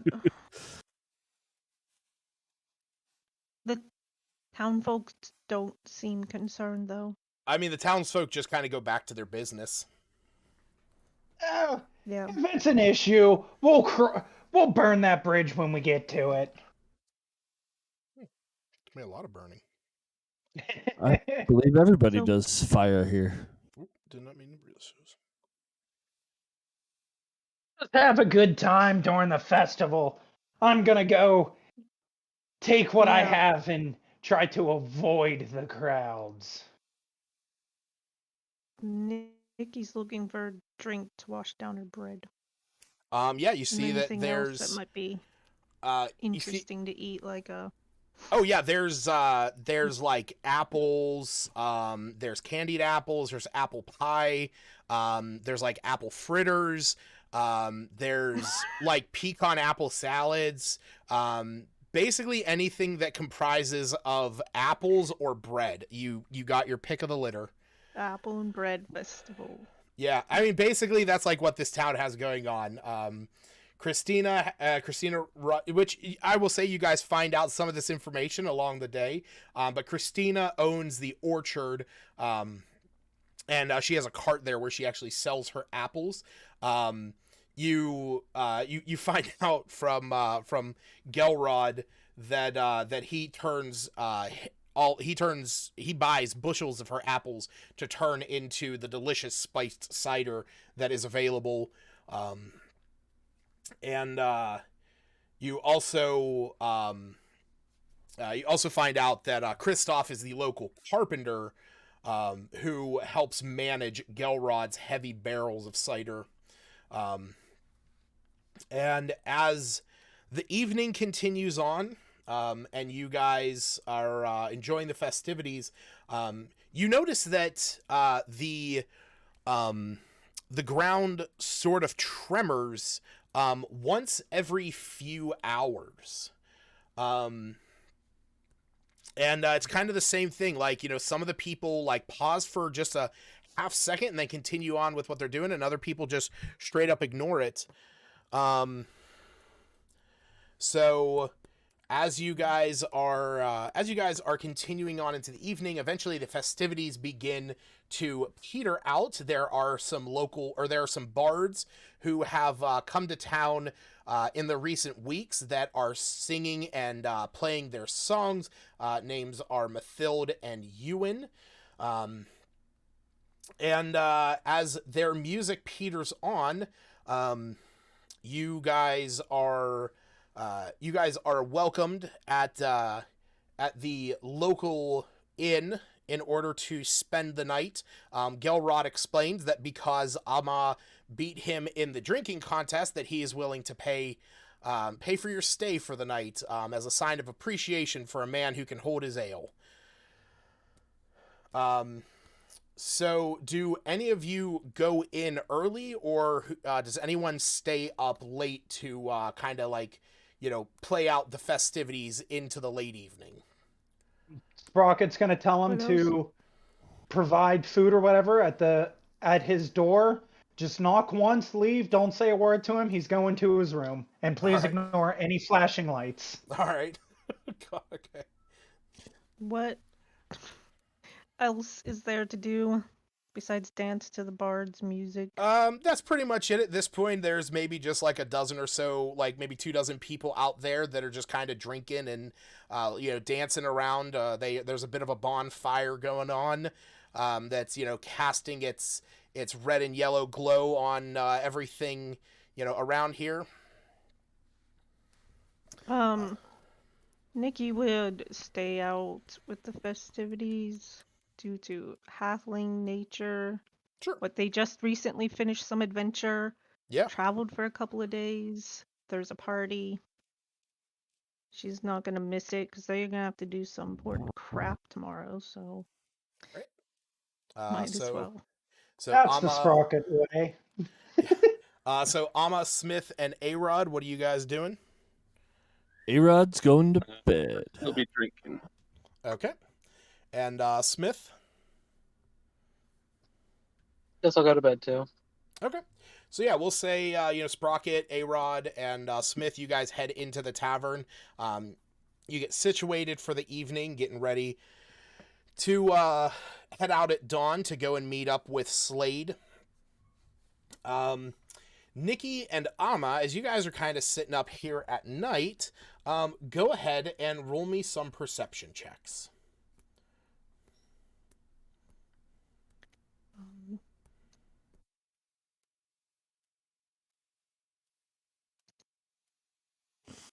Oh, I perceive nothing. You perceive the inside of your eyelids. Not quite. My passive is just 11. Oh, yeah, the ale's kind of gotten to the two of you. Not I didn't really. know I drank that much. Yeah, I mean, even for a halfling, you didn't really perceive anything. The only thing that you guys really. Oh wait. Uh-huh. Can I do lucky? You can or do is lucky. That's once a. That's once a long rest, I believe. I forgot. So, well, they didn't do their long rest, so I think I could do lucky. Oh Is no, that that's just no. roll again? Lucky is that when you roll 1, yeah. So anytime that you roll 1, you can roll again. Yeah, so that's just any time. I did roll a 1. Yeah, so go ahead and roll again. Oh, anytime. It's not so many. Yeah, okay. right, because it's there. You can get the lucky feat, but the lucky trait is that anytime you roll 1, you just roll it again. But you have to take the new one. So, Well, okay, she yeah. rolled 1. So I'll give you well, that. I didn't get much higher than passive. So you, as you're standing out there dancing, reveling, you notice that those tremors are, they continue on through the night. But nobody out here seems to be really paying any attention. The only other thing that you notice is that at one point after the bonfire is starting to die down, you can see that there's a dark figure out to the that starts heading east out of town. Being that you already talked to him and you know which way his tower is, you imagine that this is probably Slade heading out tonight.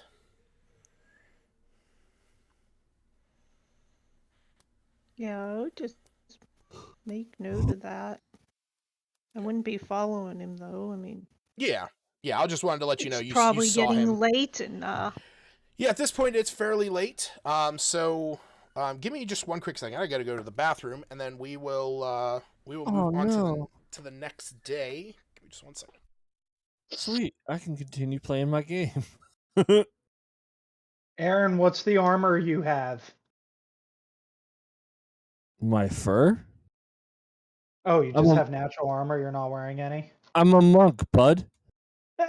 I can still give you a +1 AC if you're wearing light armor. I'm a monk, bud. My monk still had partial armor. Then you would lose your wisdom bonus, bud.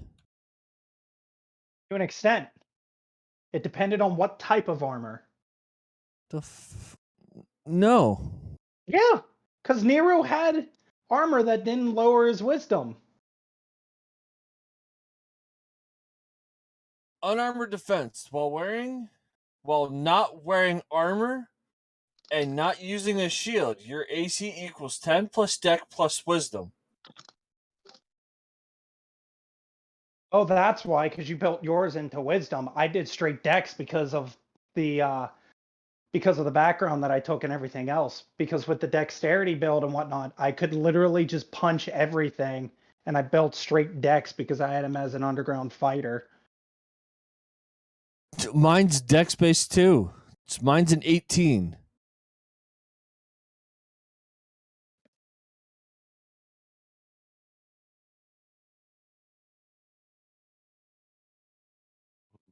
Jared. I heard what you said. I'm just saying, because I didn't have to worry about the wisdom modifier because of the armor I had. It was also probably a rare armor that Justin threw our way, because Justin threw every magical item possible at us to use. Yeah.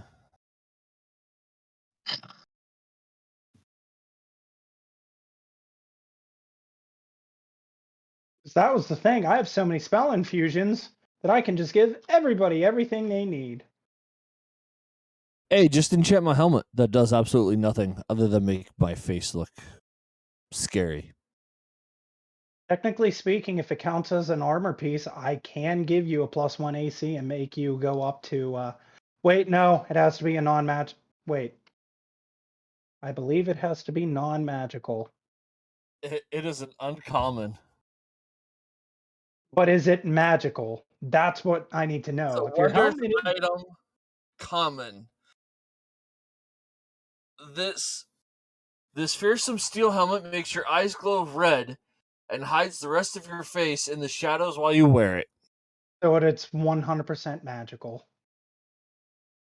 I don't see how that is magical. Usually it says if it's a magical item or not, but it depends. Lucas will probably say it's magical because that's like a crossbow with +3 is considered a magical item. Yeah. So I was going to say I can make your AC up to 19. That's not even technically an armor piece. It's just flair. What? Yeah. What is it? Hey, we were talking about his helmet, and I'm like, it counts as a magical thing because I'm like, technically speaking, we could argue that a helmet is an armor piece. Well, and I can give you 19 AC. A helmet is an armor piece, but it's not. Yes. Yeah. Why? What infusion were you thinking of? I was just gonna make him have a 19 AC by giving him the bonus of the whatchamacallit for the enhanced defense. Yeah, the enhanced defense. Yeah, unfortunately, it doesn't there are ones where it's like you can attribute something to a helm. I think it's the goggles of night, or something like that. It's like something is that you can it has to go on a helm. Which, funny enough, doesn't actually exist within D&D Beyond, so it's like it's kind of ridiculous. All right, so picking back up where we were, yeah. So the night kind of peters off eventually. Amma and Nikki, the two of you staying out the longest out of the group, you kind of ingratiate yourself into these townsfolk that are out here celebrating later on into the evening. You end up having a couple good laughs. Amma sitting around the drinking table, talking to some of the folks around here, getting to know them, just generally being friendly, and they kind of take to you guys, and they say, oh yeah, it's not too often that we have travelers from around here, but hey, you know what? The gods let it be that you came here on one of the better nights. Things aren't always the greatest, but tonight was a night to forget about things and be lucky with what we have. It's important to show gratitude. That's it. All right. So we will move on to the next morning. As you guys all awake. Bye, Steve. Oh, where's Steve? Oh. Gee. There's Steve. Punch key. You know what? Punch key? He's eating his pug ski. I don't think I don't know what that is. A Polish donut? It looks like a donut. Oh. It's super soft. Like my belly. I don't think I've ever heard of that. Oh, I feel like really I'm good. missing out. All right. So, as you guys wake the next morning, you're awaking just before dawn, and interesting enough, you actually see that a fair amount of the townsfolk are actually up at this hour, as the town is busying itself to clean up after last night's festivities. So you can see that they are beginning to do that. The sun has only just started to creep over the forest line. As you guys start to make your way out east into the forest, towards Slade's Tower. As you do, roll me some insight checks. Inside checks. I'm arguing with the cat. Yeah. Yeah, come over. Woo. Not bad. Don't tell me how the hell to do my job. I knew what I was doing with the cannon last night. Yes, I get it. The bed sheets caught on fire and there may no longer be curtains in there, but that's besides the point. Nobody asked for your opinion to begin with. Yeah. Jack. Senile old man. Hey, he can hear the cat talk. You guys just hear meowing. Yeah. You guys hear me? Yeah, you guys just all hear meowing. Yeah, and that's why I called you a senile old man. All right, so A-Rod and Nikki, the two of you, as you guys are starting to make your way out here into the forest, out to Slade's Tower, you're starting to notice that these minor quakes that were happening last night are becoming slightly more frequent and also slightly more intense. You're noticing that some of the trees around you are even starting to shudder. Not like shake or, quake or anything like that, but like the leaves are rustling and birds kind of like flitter up when it's happening. Huh. All right. Ow. Ow. Oh, shit. Give me one.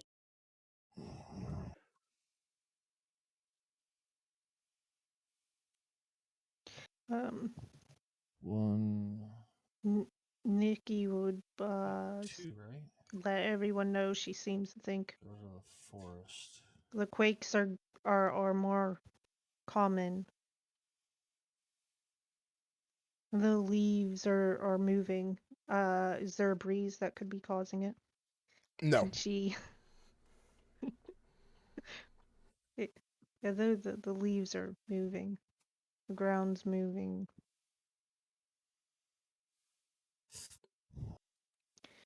Can we see the tower yet? Yeah. So, as you guys make your way, like I said, it's about 4 hours that it takes for you guys to get out there. But eventually you do come in sight in a small clearing of this.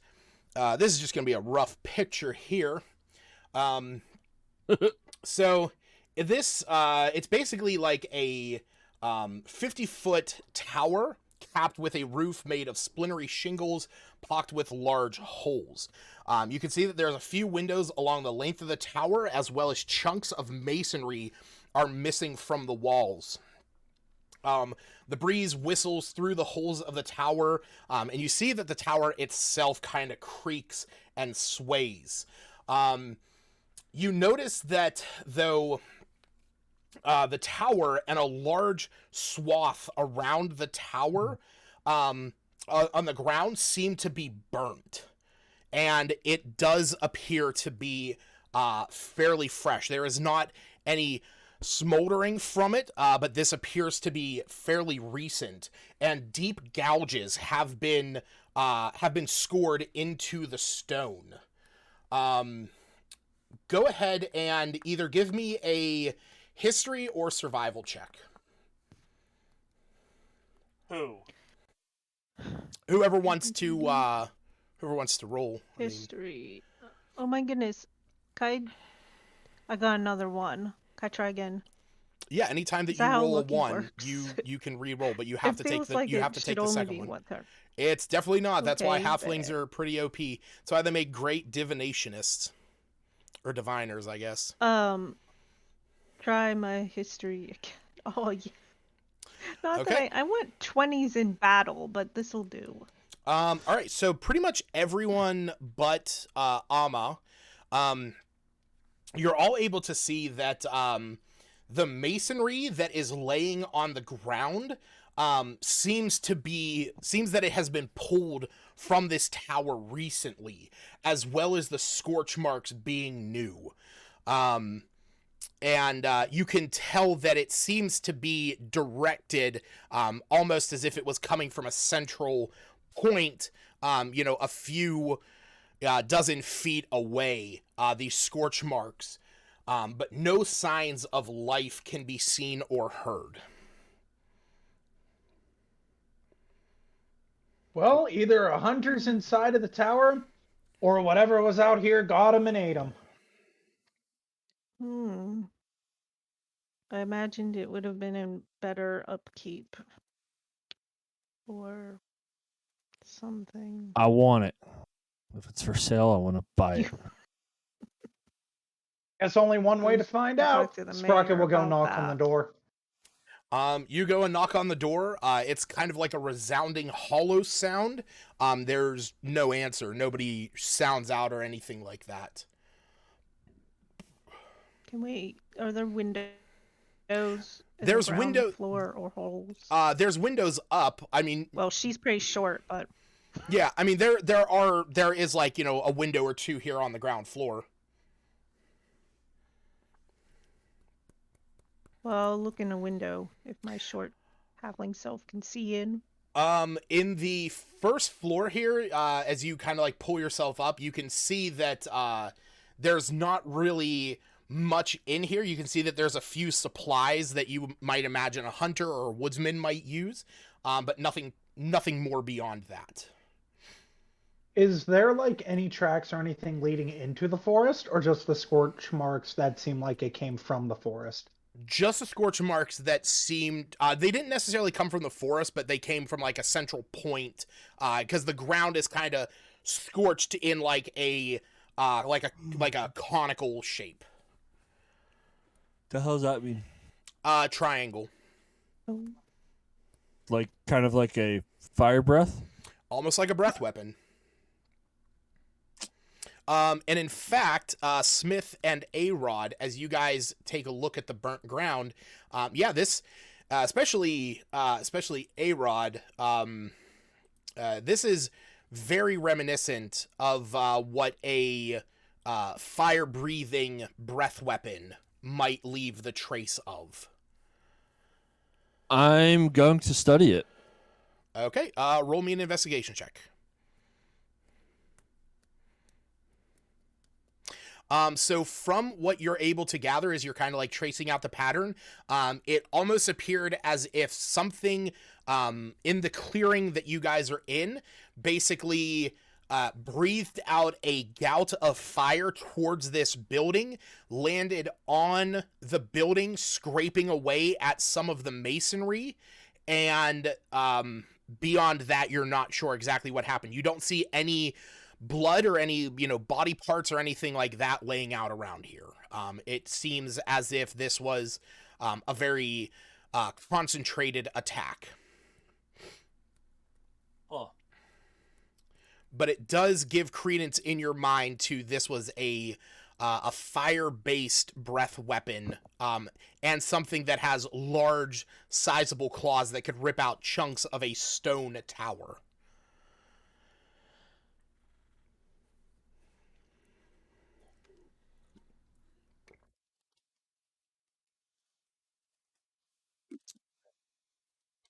Do you share that information with the rest of us? Hell no. While that's going on, is anybody just trying to open the door? Yeah, I will. Okay. While A-Rod is going around exploring this and investigating this, you open the door, and I will put you guys on that particular map. Ah, fuck! Someone should really tell him that he should lock his doors. Line of sight. There we go. Christ. I saw everything. I'm sure you did. I have dark vision. I have dark vision too. I don't. I guess I got to fucking cast it or something. Yeah. So when you guys walk into, when you guys peer into here, like I said, you can see that there is a number. I don't have it on the map here. There's a number of things in here that would lead one to, assume that this is the Tower of a Huntsman. Sprocket will yell out, what was his name, Slade or something?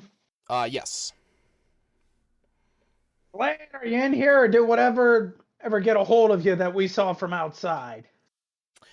Roll me a perception check.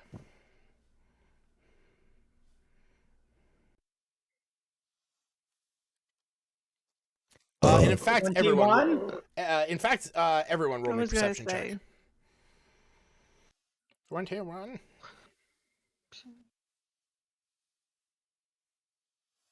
11 is my Suck it, Sprocket. passive.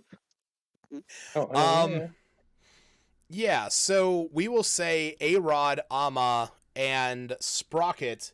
As you shout this, it's super faint, but you swear that through the sound of the breeze coming through this tower, you definitely think you heard a voice come from further up in the tower. Well, I don't know if you guys heard that, but I think we got to go up the tower. He might be slightly hurt. All right. So who is? Hold on, can you see a fucking thing? Yeah. Oh yeah, I guess it's. You Maybe know what? nip of this carrot. It's not meant to be super dark. Sorry. There you go. Wow, that's my bad. What's that? Oh, there you go. Because it's supposed to be like it's very hard to represent it on the map here. But basically, most of this building has been ripped down. So there's like plenty of daylight coming into here. So who is ascending the stairs up to the next floor? A-Rod. Let me say this. Is everyone going upstairs or is anyone staying down? Split the party. Moving on up. Go up. All right. So as you guys make your way upstairs, you eventually get up to the second floor, or technically, the ground floor, first floor. And you can see that there is a massive chunk of the floor taken out in the one side. And then from here, there is a Does it look like a dragon bit it? Does not look like a dragon bit it. No, unfortunately not. But you see from here, there is a ladder leading up to a second floor. It's in here that you can see that there were like various more supplies, some of them being casks of what you might imagine as food and stuff like that, different pieces of rope and wood, clothing and things of that sort.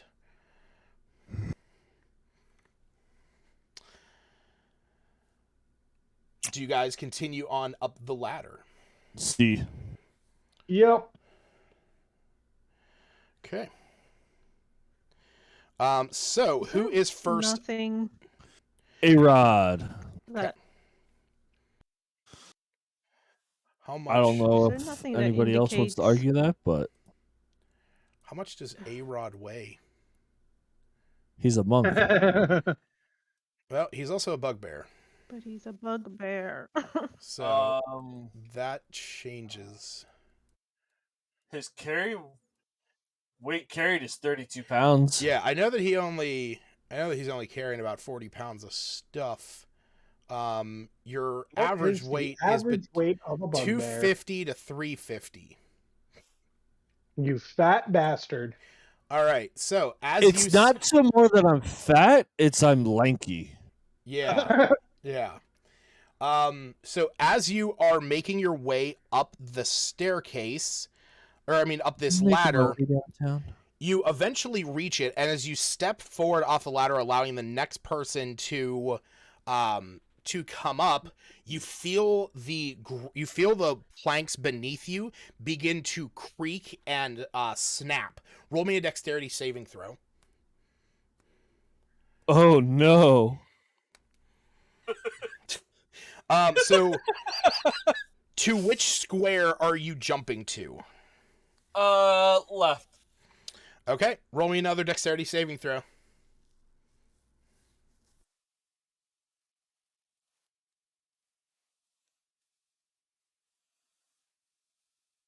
$26. All right, which way you jumping? Forward. Okay, like this way? Yeah. Okay, so as you do, I need to roll here. Who do I hit in the head with a piece of wood? Well, what happens is as you as you climb up there, you jump or you step down on those wooden planks. The weight underneath you begins to give a little, and this particular section of the floor gives out under your feet. And as you jump to the side, you hear that same cracking, but the paneling beneath your feet seems solid enough to hold your weight. Gotcha. You're jumping around up there. You're gonna bring this whole tower down. Yeah, you guys basically see A-Rod go up this ladder, and then all of a sudden you just hear this sound of wood crunching under his feet, and then just as you see the part of the floor that is directly above where he stepped off onto the floor has just collapsed right there. And you can see the rest of the floor around it is like slightly, slightly skewed and cracked as well. You need to lay off the pies there, Chunky. I'll lay off the pies once you outdrink me. Oh god, just two people with tankards of sobriety just going to town. Whose stomach blows up first? That town a dry town. Yeah. You put the thing is, nobody knows that he has his though. That's true. That's very true. All right. So, are you yelling down, letting everybody know? I'm just going to yell down. Watch your step on your way up. Okay. Who is next going up? Rocket will go first, so he can use mending on the broken ladder pieces.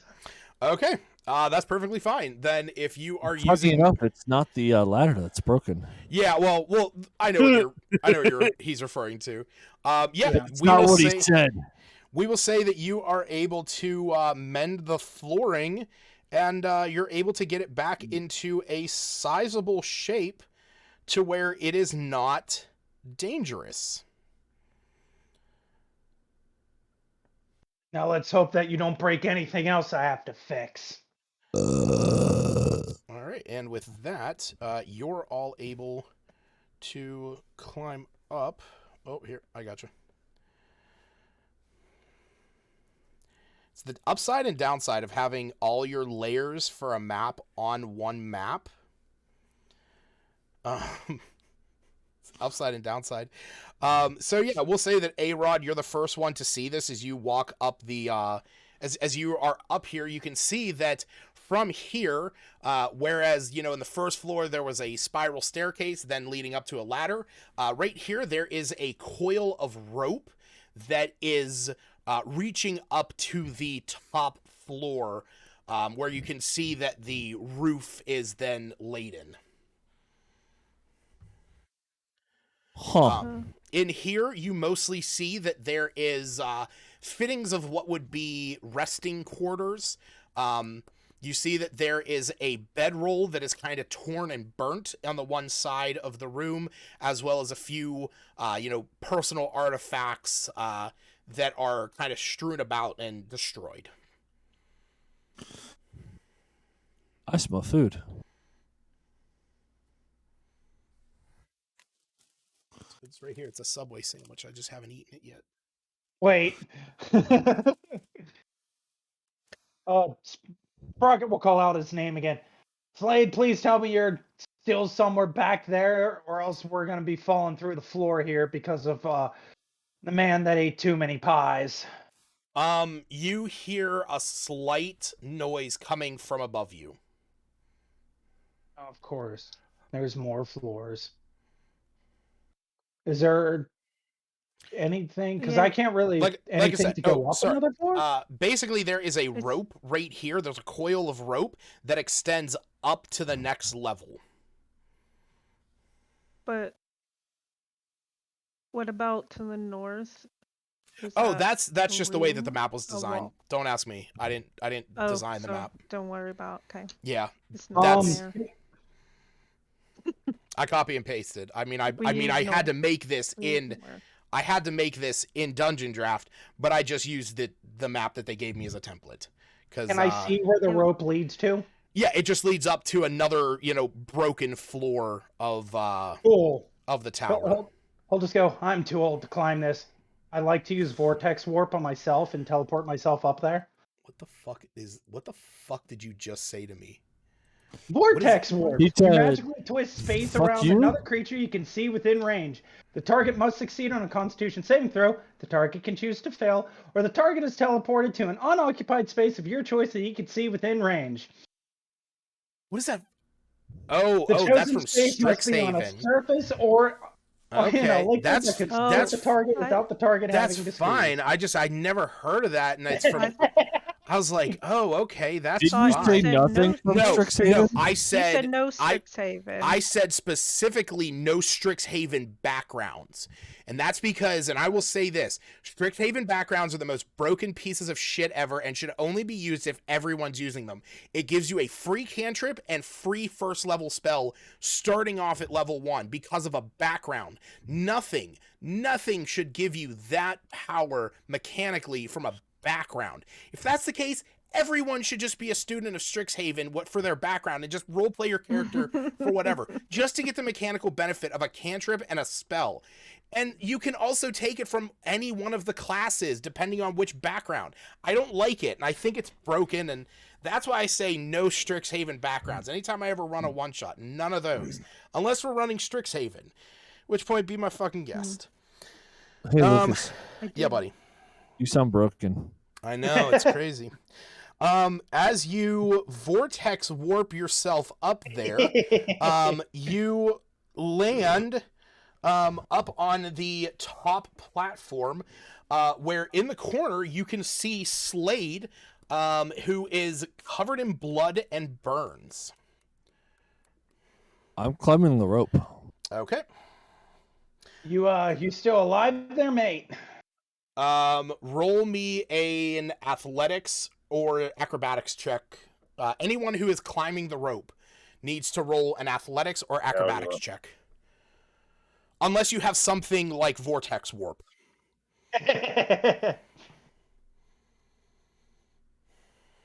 See, I knew it would come in handy. All right. A-Rod, you are able to climb it. Amma, you are able to climb it, no issue. Smith and Nikki. Nikki, you're able to climb it with no issue. Smithereens. What are we climbing a rope to go to where? The next floor? Yeah, there's a rope that leads from this floor up to the next floor where you heard Slade is. How far away is the next floor? It is fuck, where'd that picture Can I Misty step up there? Please, for whatever you're gonna do not jump. Can I Misty step up there? Misty step? Yeah. You could definitely Misty step. Okay, cool. Yeah, if you are Misty stepping, that is not a problem. I will move everyone up there. Imagine he originally got vortex warp the first time Nikki came around, so he could just kept teleporting her away, and she just kept coming back. All right, so yeah, as everyone is starting to make their way up there, Sprocket, you are the first one to make your way up, so you will have... you walked up to him. What did you say? I asked if he was okay or anything like that. I can clearly see he isn't, but... He looks at you, and he's like trying to speak, but as he's like covering his throat, and you can see that like he's covered in burns, and he is just struggling to talk. The most that he is able to do is kind of cough a bit, but it's as everyone reaches up there, you see that he starts coughing up blood, and he coughs up this massive chunk of blood, and what looks to be part of his insides. And with his last breaths, he... It's coming! You must help! Adrian! And he coughs up another gout of blood that is surprisingly thick it's thick and surprisingly sweet smelling. And A-Rod, this is very reminiscent of the scent that you got when you leaned in close to Tyree's body, and you see Slade's face begins to pale as this sweet smell begins to grow, and you all begin to smell this as his body begins to bulge and shift, and he screams, "No!"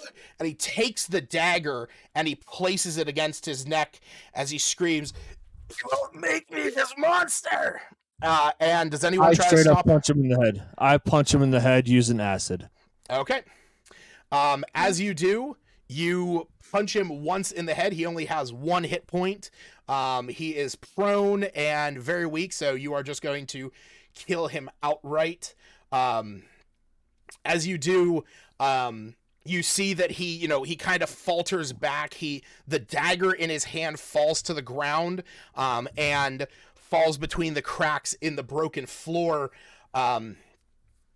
as the bulging of his flesh quiets down to where his body is still as it was, as he breathes his final breath with a look of like dreadful relief in his eyes, as he looks at you, A-Rod.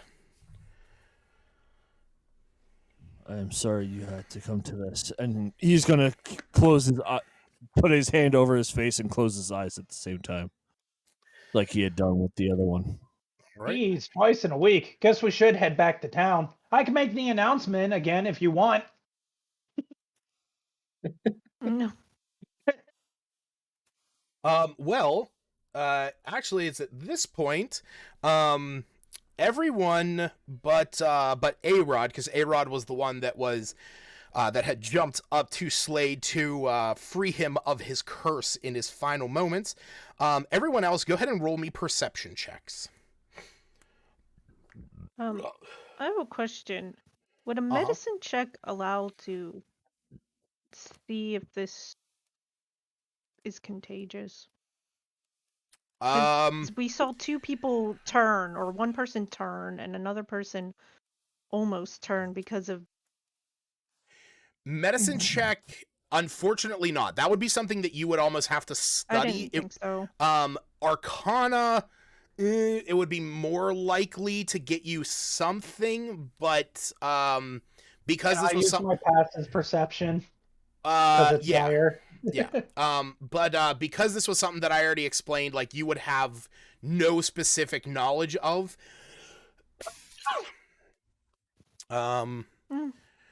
I just rolled it for shits and giggles. Oh. You know what happens whenever you roll for shits and giggles? People giggle and shit. Does happen from time to time. So what is your passive then, Sprocket? 15, okay. So as you guys are standing there, you're all kind of just taking in this unfortunate sight of Slade, who is laying there dead. And it is shortly after that. Nikki, you hear a strange sound as you look out to the south. And from the broken facade of this building, you can see that there appears to be a small army of figures moving towards the tower. I'm going to move you guys up to a particular point. Suck it. So you're going to see that there is just an outline representation of the tower that you guys are on, but you'll have a little bit more access to all the visuals. Place party. Oh, You guys want to look towards the very top of this map. I still see nothingness. You don't see anything? yep. Oh, I did. No, I lost it. Oh. Well, There we go. yeah. Oh, At this point, the tower doesn't necessarily need to be hidden in line of sight. I got to move Jack up there. You know, Jack's moving through the. oh God! This is what you were talking about.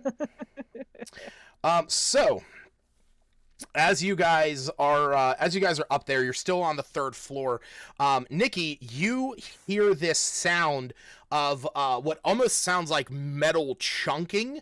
And as you look out through the opening in this tower, you can see that there is an army of figures down, or like a small troop of figures starting to come up to the tower.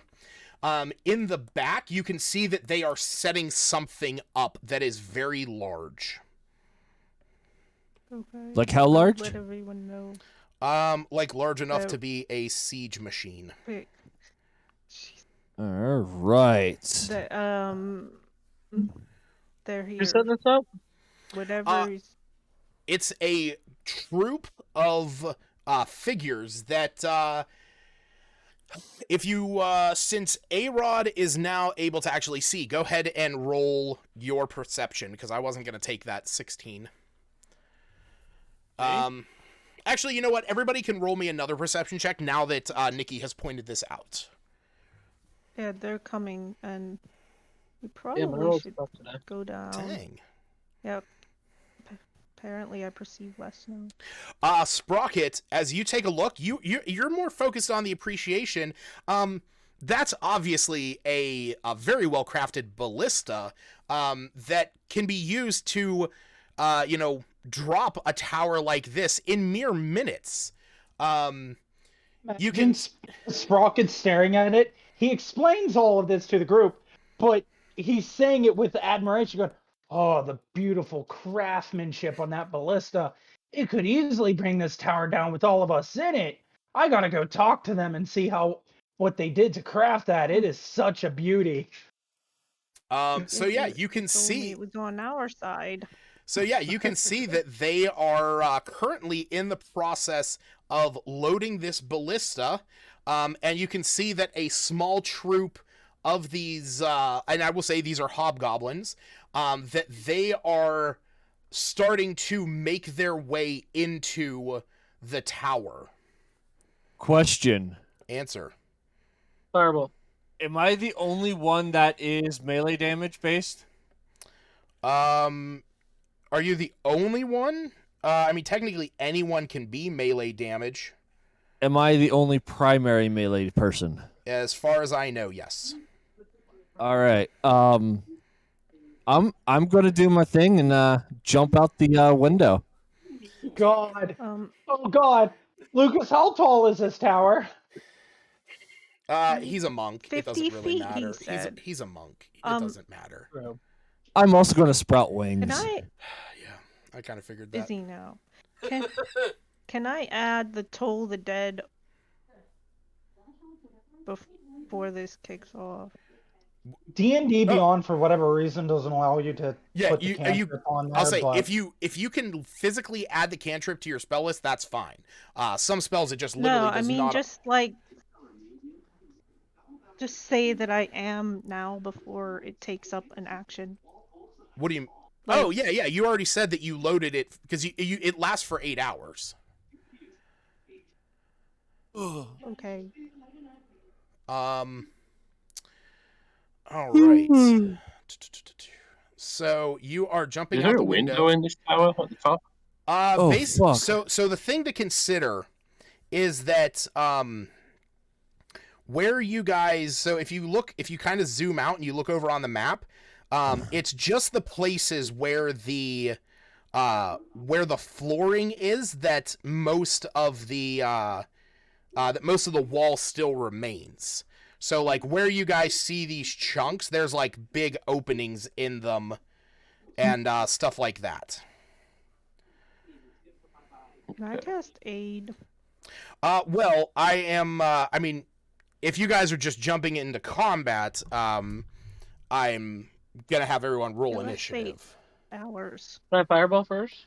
Can we cut the rope? I mean, you can cut the rope if you wish. So, like I said, I will give you guys, because they have already moved up into position, you know, they don't technically know that you guys are up there. So we are going to roll initiative, but I will give you guys will have an opportunity to do something before everything really kicks off. Are we all ignoring the fact that Sprocket Kind of said like- that the ballista could take down the whole tower with all of us in it?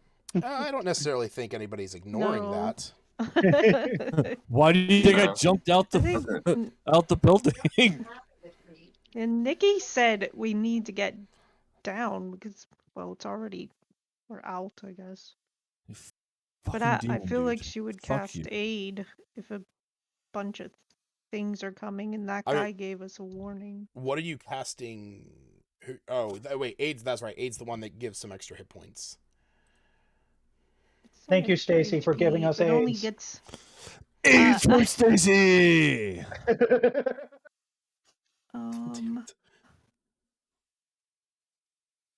Sorry, I shouldn't have been that excited. it only about does that. 3 though. Okay. So who are you picking? Because it's up to 3 people. Unless you're yeah, I think you can only cast it Well- at second level. Yeah, I can only cast it. Whoever is the lowest HPs. Oh, that's. Are you? Did you say the lowest? So it's the HP, or- spellcasters. All right. So Jared, Sprocket, and Smith, you all get 3 temporary hit points. Jared is Sprocket, but we Or don't no, have sorry. Sprocket. No, mean no, it's myself. just never mind. Sorry. Your maximum hit point increases by 5. So click your maximum hit points and change your max HP modifier up by 5. Is that include That's- me? Yes. Nikki. Yes. Yeah, because it just increases it by 5. It's not 5 temporary, which means you can get healed up to that. But I still need whatchamacallits, initiatives. I mean, I'll re-roll mine since you just now said I you already- need it again. I'll re-roll mine too I if you already like. got yours. Damn it. Just I know, waiting right? on Stacy. Yeah. Okay. Yay. All right. Fuck you, bats.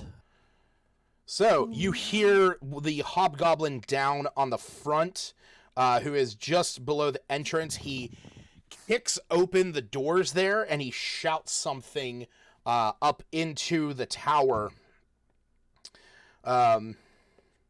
Something. Does anyone know Goblin? Yes. Okay. Nope. All right. So A-Rod, you are able to hear him shout, "Kill the huntsman! Once we're done, bring it here!" And he is going to. Once we're move done, what? Oh wait.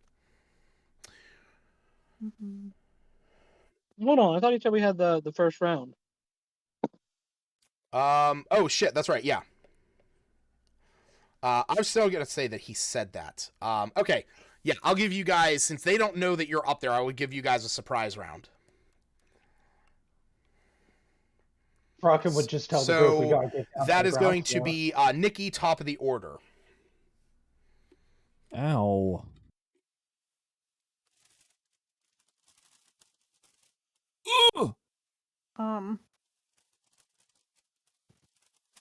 I feel like Shatter seems like this. Oh man, they eat up a second spell slot really fast. Okay. Maybe I mean, Entangle. where are you casting it? Oh. Fuck you, demon. Where? Okay. Can I do Entangle in the front? In the front? Oh, is that too far away? Where are we at? So the thing 90 to keep feet. in mind is you guys, the thing to keep in mind, you guys are on the 3rd floor of this place. So the ground, from ground to first is 30 feet. From first to second is 30 feet. Or no, sorry, that's right. No, this whole place is 50 feet up. Sorry. Yeah, I don't know why this gives me 10 feet. Oh, wait, no, that's right. That 10-foot square is for the rest of the map. Sorry. That's my bad. Yeah, so it's 50 feet up. So you are, depending on where you want to cast this, you're basically shooting down 50 feet. So that is going to be, you don't really have like a ton of room forward.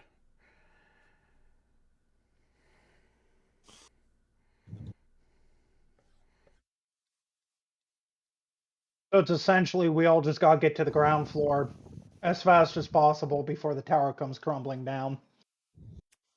Oh yeah, for the most part. I mean, that's up to you. I mean, you can definitely fight from up here. Good thing Vortex Warp goes 90 feet. I can hit the ground floor instantly. Yeah. Yeah, Just we're keep pretty high up for the stuff I would use. I don't know, Just would it be able to hit where they're at? just keep in mind that you guys are standing up on a platform that's like that. Yep, we need to. GTFO.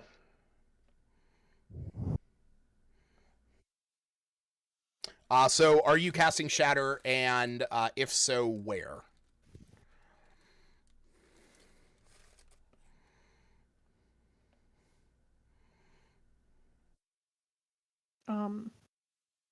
Oh, Entangle's Little one use. chicken shit.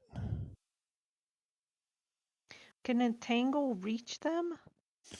90 feet. Yeah, I'm gonna say that if you're doing it at 90 feet, yes, you would be able to hit the ones directly in front of the tower. This is just that physics conversation we had earlier, Lucas. Yeah, the Pythagorean theorem. Because it doesn't take a spell slot. It's just a single use. So is that what you're casting? Yeah, Entangle. Right. Will it reach the front of the people? Because it's 20. It's 20 feet. It's a 20-foot square.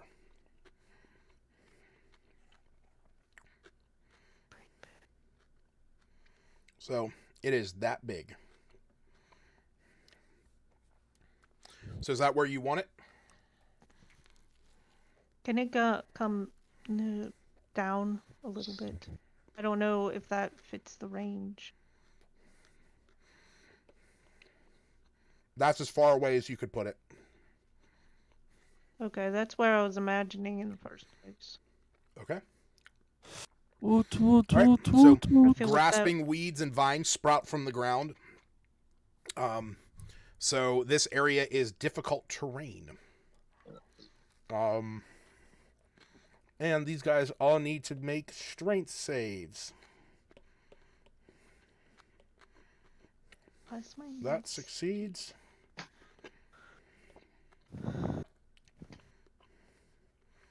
All right. So, this guy is restrained.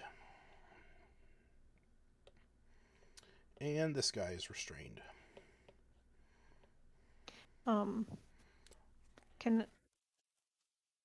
Is this before initiative starts? No, because I was gonna say, can I go down the rope? Initiative has movement. Initiative has started, but you get a surprise round, which means you can act before they do. But if you wish to climb down the ladder, that's going to require you to make that check again because you don't have a climbing speed. So you would have to use an action to climb down. Well, I guess I'm standing here for a minute. You can also jump down. Jump would not be an action? No, because jump is just you jumping.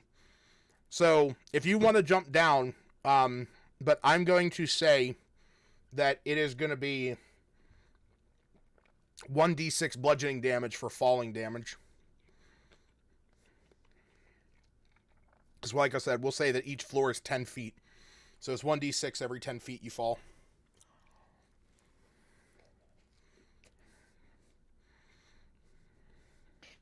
Should probably jump down. Okay. She can't climb. Great. That is fine. Oh, We will say cool. that you jump down. Oh, no, that's for me to roll. Is that what I did? You roll my damage? Yeah, of course. Cool. Roll a 1 again. Hey, look I at was that. predicting 6 what points you're of gonna damage. Roll. Woohoo. Yeah. Yay. Smith.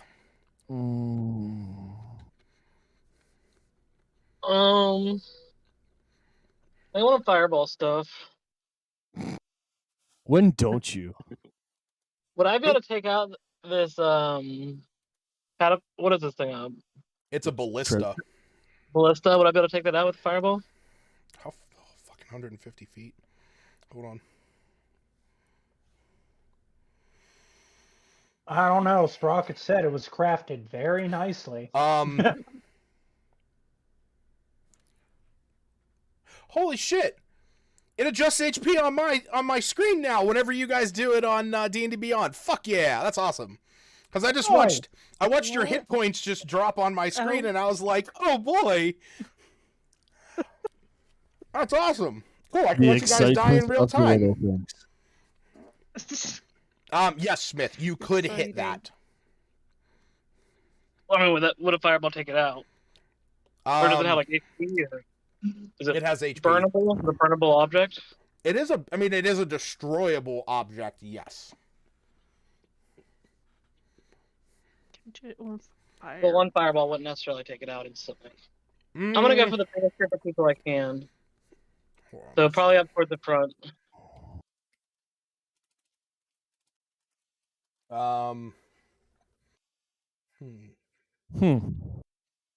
Yeah. I'm wondering why firebolt how many hit catch it on points? fire.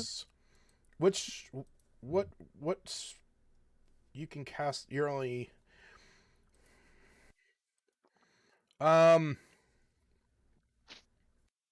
yeah. So regular old fireball is 8d6. You wouldn't be able to. Even with max damage, you would not be able to destroy it in one shot. That's okay. Catch it on fire. Okay, can you move my fireball up? Yeah, where do you want it? Biggest group of people I can, towards the front line there. Something like that? Something like that. Is that a 20-foot radius? Oh, you know, yeah, that is a 20-foot radius. So do you maybe want to do it like right on top of where Nikki casts the growth, the entanglement? Because two of those guys are definitely restrained. Sure. Do I get any gist about who like the leader is? Is it the guy in the middle? The guy that you saw move up seems to be fairly important. But this guy right here, he seems to be dressed in the more finer garb. This is kind of what you guys. Okay, that picture is what you guys are looking at. Cool. I need to make some dex saves. Oh, you can do the death saves too. Just do the death saves, yeah. Do some of them. What is your spell save? 17. Okay. So we got Humungadunga. That's 34 points of damage. 34? Yeah, to the failures, and 17 to the successes.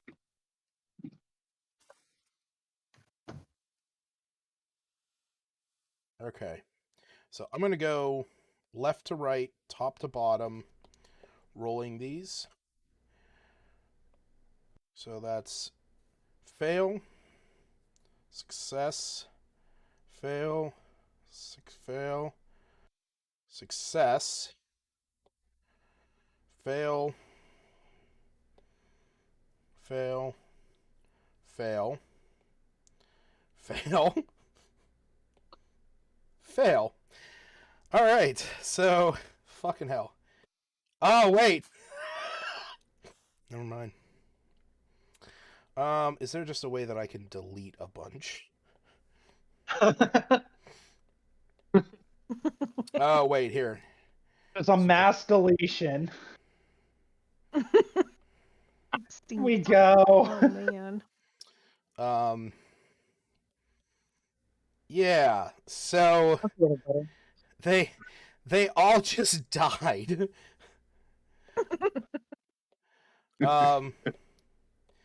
Yeah, there we go. Now I can just copy and Yeah. paste them and put dead bodies But- in. I see dead bodies Yeah. everywhere. Attack the ones on the What's Smith ballista. do? They might have died. Smith cast Fireball and killed all of the foot soldiers. Well, he killed the 2 that were protecting the warlord, and he killed all the ones that were charging into the tower, leaving but the captain, who is scorched to hell and beyond, and the warlord is the only one who ducked down, held his shield above his head, and was braced for impact. As you just hear the screams of death, pain, and misery from below. Damn straight. Sounds about right. A-Rod. Jumping out the window. Jumping out the window, bud. Lucas, can I just forfeit my action? I will allow you to forfeit your action. Sweet. As A-Rod's jumping out the window, I cast Enlarge on him. Oh my. I knew you would appreciate it, Aaron. I DM Lucas. I'm like, can I forfeit my action if I do this? Because I'm like, I'm just not gonna tell Aaron. So you guys basically see A-Rod run forward out towards the edge of where this tower is broken, and you know, we'll say that this is maybe something that not all of you have seen him do. But as he runs forward, I mean, you guys know that he can jump from fairly high heights. But as soon as he jumps, you see a pair of spectral draconic wings unfurl from his back. Yeah, there we go. There's a picture of it. Oh man. And then, as he gains a and then flying I- speed equal to his walking speed. as this all happens, Sprocket just goes, "Go get him, you crazy bastard," and enlarges him. Yeah, so considering falling speed is 500 feet per round and you have a flying speed, you're able to catch yourself if you wish to just drop down. So from the point that you jump out, how far forward are you moving and what are you going to do? I'm going to go the rest of my 45 foot. Okay. And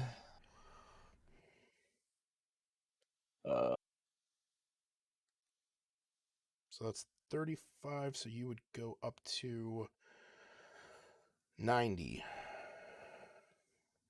So you could go up to here. Up to this line. that works because I'm gonna dragon breath the the guys around the trebuchet. It's a ballista. Ballista, whatever. Oh, gotcha. All right. So is this a 30-foot line or a 20-foot cone? I'll say a 30-foot. 20. So keep in mind, this is all a 20-foot cone is. Yeah. I wouldn't be able to reach that. This is a 30-foot line. I wouldn't be able to reach either one of them. I was gonna say, if you do the cone, just rotate and scorch the 3 people on the side there. Yeah, I think that's what I'll do. I'll just rotate and scorch those 3. Yeah, that'll definitely work. So you basically jump down these draconic rings, just unfurl from behind him. You see that they're this like metallic brass colored as he lands on the ground, breathing out a gout of I'm assuming you're doing fire, right? Or what Yeah. are you doing? Okay. Fire's fine. Cool. But I was still going to do it up in the air. Oh, okay, cool, yeah. Because I still have them to the end of my next turn. Oh, right, gotcha. Okay, so I need to make dex saves for each of these. And this is contested against 14. But, so that doesn't act... Does that act with my Dragonhide belt? Oh, yeah, so it'd go up to 16. Okay. So that means that one of them definitely fails. We're going to say it's the one directly in front of you. So go ahead and roll the damage for that. What, 2d6? 2d6.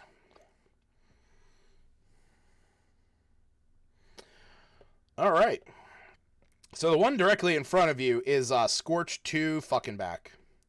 As you basically breathe this in his eyes. The other two, they are definitely hit by this, but they throw up their arms to protect themselves. As you stay aloft, just like, pulling back your mouth, just this gout of fire. As anybody who watched this sight of draconic fury. And now it is on to Amma. He died? The one guy in the front did. Okay.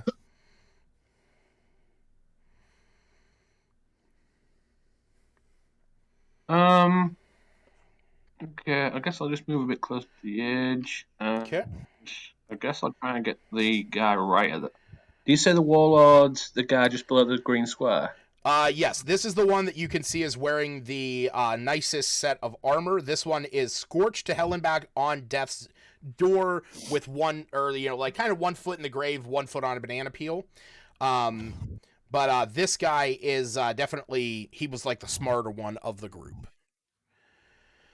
Alright, I will try and get him. I'll use the sharpshooter thing again with a -5, see if I get lucky. Okay.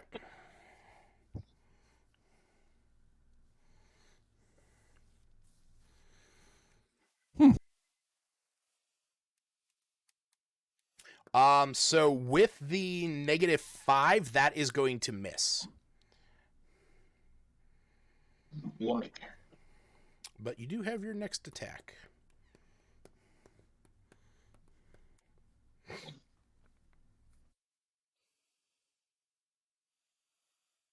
Yeah, that definitely hits. But does it, though? It does, in fact. Okay.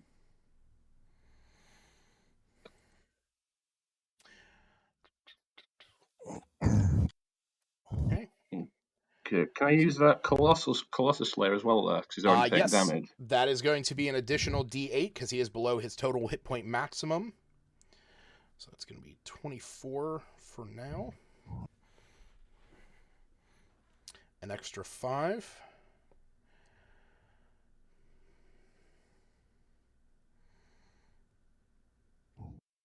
All right. Anything else?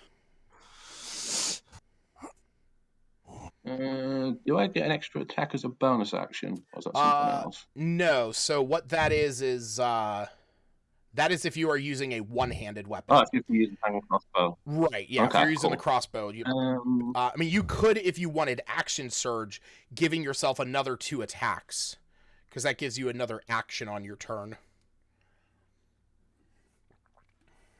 How would I use the action surge? I didn't. It's just that you take an additional action. So go scroll the very bottom of your actions tab, where it says action surge, and just select that. And then you get to attack 2 more times. I only get to use that one time, then, yeah. Yep. Okay, yeah, I'll do that. All right. Go ahead and roll your attacks. Are you taking the sharpshooter ability? Not on that one. Well, it wouldn't hit anyway, so... Are you taking it on the next one, though? I'll try. Yeah, I may as well try on the second one. Okay. Yeah, because I just need to know before you make the attack. Okay, yeah, that hits. Nice. All right, so an additional 24 points of damage. You see that these... Is that... What's that? Sorry, is that Colossus Slayer? Is that every attack? Or No, it is once per turn. Yep. So yeah, okay, cool. you take aim on some of the rubble, and just with 2 precise shots, you are able to just impale him in the chest. He sort of stumbles back at these hits. He looks back at his men, and you see that he is attempting to shout at them as he says, "Run! It's an ambush! Return to the mountain!" He's saying this in Goblin, so the only one that's able to hear this is obviously A-Rod. All right. So since Sprocket forfeited his turn, the Hobgoblin Captain, it is his turn. He is not entangled, if I'm mistaken. Correct. He is not one of the ones that got entangled. So you see that he is going to attempt to flee out of there.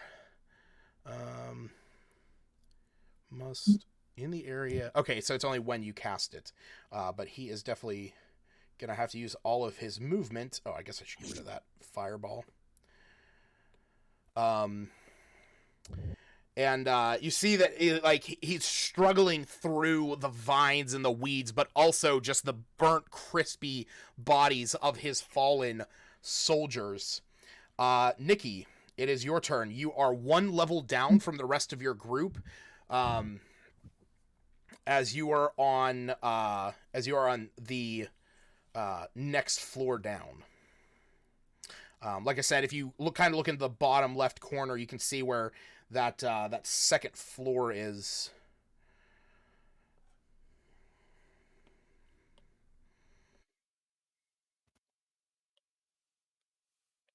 For what it's worth, let me just put these on there.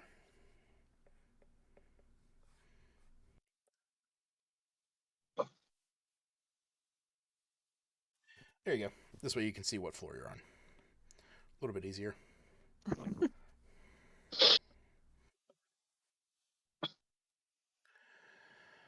All right, so yeah, because from where you are, you can still see that there are. You can still see that there's an opening that overlooks where the battle's going on.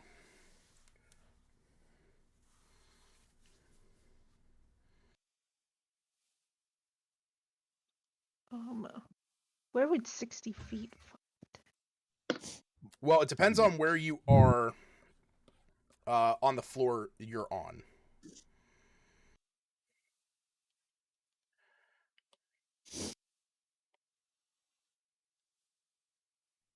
Because the thing to keep in mind is I that on the second floor? Okay. Yeah, you're basically like right there.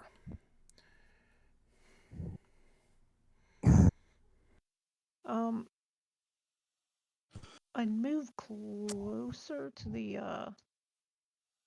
edge. So you could move up to seems like it's a bit crumbly. Actually, thanks to your mentor's quick thinking and spell casting, he was able to mend that, so the floor there is not broken. Great.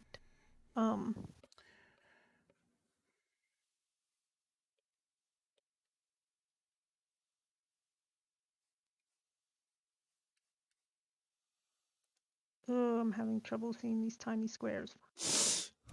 Basically, from where you are, the captain that you tried to entangle is about 40 feet away from you. The warlord, who is standing in the middle, is about 55. The space where A-Rod is about 80 feet away from you. And then the ballista beyond that is very far, at 110 feet. Very far. I'm gonna shoot my crossbow. Right, that's only got an 80-foot range. I mean, it's only got an 80-foot range. Yeah, because I mean, technically speaking, you can shoot further than 80 feet, but you shoot with disadvantage Yeah, because you can shoot up to 320 feet. So who are you that's attacking? alright.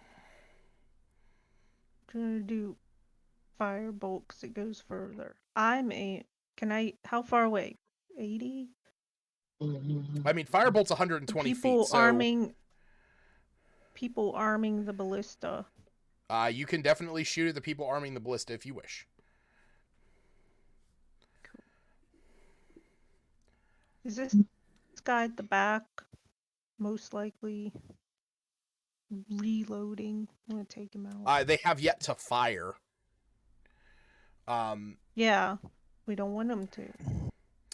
Yeah. There's an amount of rounds that it's going to take. We are not at that, so go ahead and roll to hit.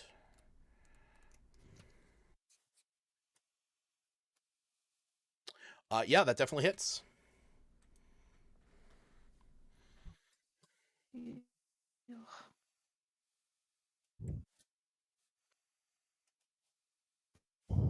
All right. Which one of the three? Left, back, or right? Oh, I can't hit the furthest back one. No, that's what I'm asking. This one, or the left or right one? The one at the back. Okay. All right. Do you do anything as a bonus action? I don't think you have any bonus actions. I don't have anything useful. Did I use up all my movement? Yes. No. All right. So, on to Smith. Oh, it took him out. Oh, yeah, you killed that guy in the back. Good. Yep.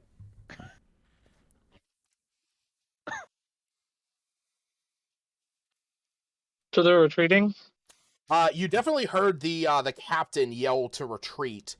You see that the warlord is kind of like weighing his options, but seeing that this is not going his way, he is about to issue his own. But you can see that the ones in the back are still fervently trying to load the ballista to even, to just send a message.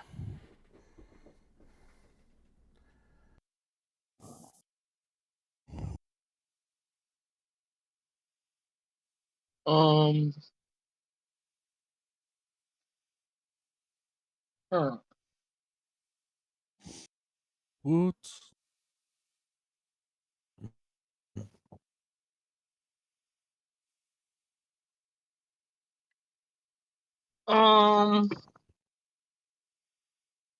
And Slade's dead, right?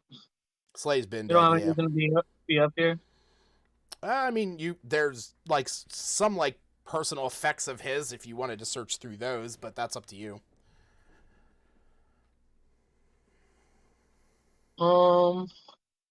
And currently, can I tell that the ballista's aimed at the tower where we are? Oh yeah, it's pointed right at you. Now say I were to jump down and use Featherfall. Okay. That one is an action, right? Or that would use a reaction, right? Correct. Yeah, when you fall, you cast it as a reaction.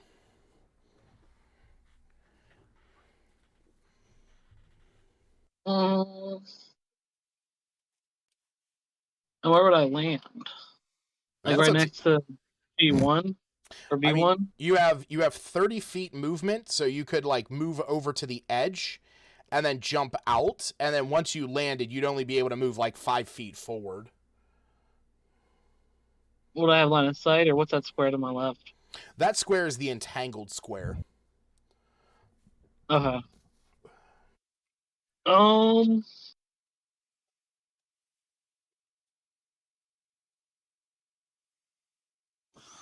I can cast Featherfall in the group too.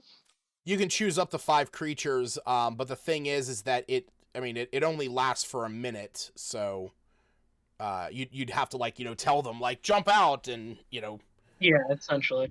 so. Jump! I'll save you. I'm So, with A Rod. And now's your chance if you want to take the quick way out, and I'll cast Featherfall on everybody. all right, so And I'll jump out. yeah, you can definitely Yep. see down to where Nikki is. So Sprocket, Nikki, and Amma, you guys are all you Oh, all. wait, they're not necessarily up on the same floor as us? Nikki jumped down to the next floor, but Sprocket and Amma were still up where you were. I say we get out of here, and I'll cast Featherfall on you guys so you land softly, and I'll jump out. All right. You see Smith jump out, and he slowly descends. I mean, he descends like 60 feet or 50 feet over the course of the round, but he lands softly. And then is what is it? H1? He's not bloodied, is he? No, H1. Oh no, H1 is bloodied. Because he took 2 massive bolts to the chest thanks to Amma. I'm gonna shoot you. I'm gonna use the fire kinetic orb of that guy. All right. 24. Yep, that hits. That's 12 damage. All right.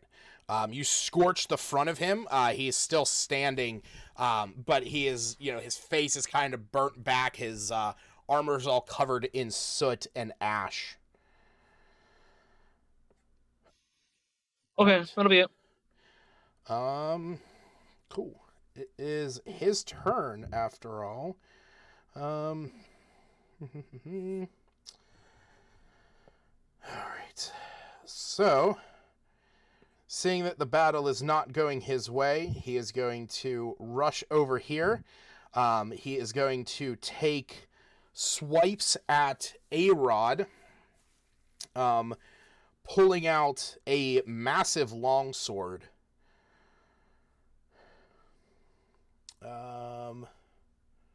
A-Rod's AC is 18. So that hits, that misses, and that misses. So you are going to take 12 plus 10, 22 points of slashing damage.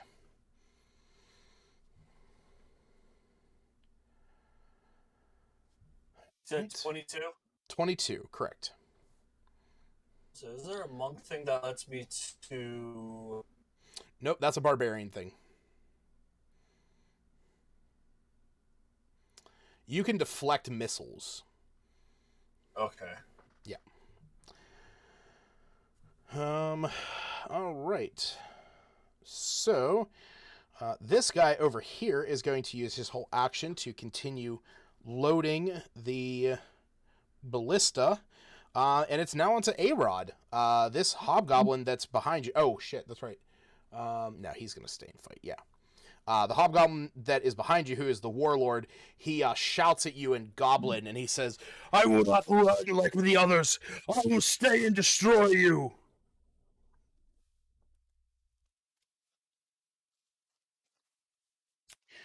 What you do, buddy?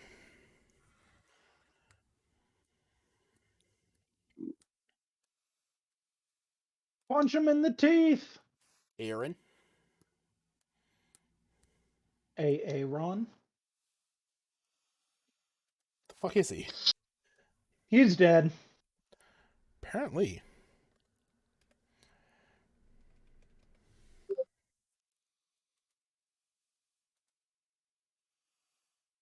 Any final words, you poor excuse of a knight? No. Except, Merlin, please help! Yeah, noble knight, I had just the right spell.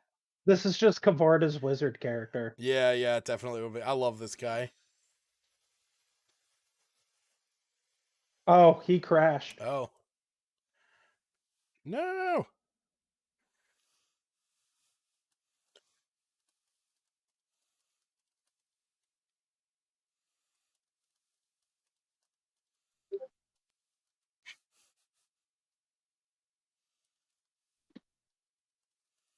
What's your action?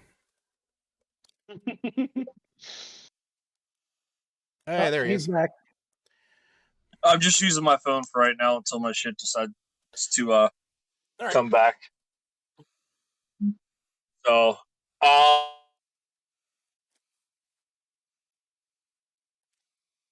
Yep. all right, what am I on? Well, it is your turn. There is a hobgoblin war lord behind you, and 2 hobgoblins in front of you. One seems to just be a foot soldier. The other one you're not so sure of yet. All right, well, I guess I'm going to land. Yep. Land on the ground since I was flying. Oh, fuck. I forgot about that. Well, that's fine, because we will say that instead of the long sword, he hit you with his javelins. And I will punch him to death. Okay. Hey, Lucas, because of the way that things are worded and with him being a monk, his fists are counted as magical weapons. Does that mean he get the 1d4 increase of enlarge? Because it says weapons grow with him, and his fists are considered magical weapons as a monk. Considering I do consider monks' unarmed strikes as weapons as per, like, the ability to gain bonuses, yeah, actually that would. And I'm Sweet. using Draconic Strike, too. Okay. So, You're what getting I a want And to... actually, I'm going to 1d4 stay added 10 feet damage. away from him. Oh, God. Okay. So we'll say that you... Okay, yep, you land. I land, and I punch him from 10 feet away. All right. Go ahead and roll to hit. Oh. Yeah, that misses. You get another attack. Second attack. That hits. Hey. Oh. And you Don't said forget, a you get D4? 1d4. Yeah. Yeah. Still not dead. I'm also going to do some more monk shit. Okay. And punch him a couple more times. Using flurry of blows, I imagine. You imagine correctly. Okay. And that's what, 1 key point. To get 2 unarmed strikes. Hey, that's 2 more d4s.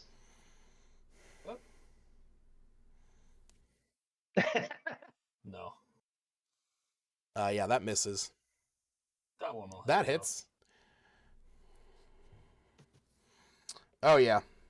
You get these 2 good solid, or you get this like solid flaming fist, and as it hits him, it like crumples his armor a bit, and then he looks up at you, almost in this like anime way of like, that's your best, as you just cold cock him in the jaw, with that flurry of blows, just breaking apart, bones splintering, teeth flying everywhere.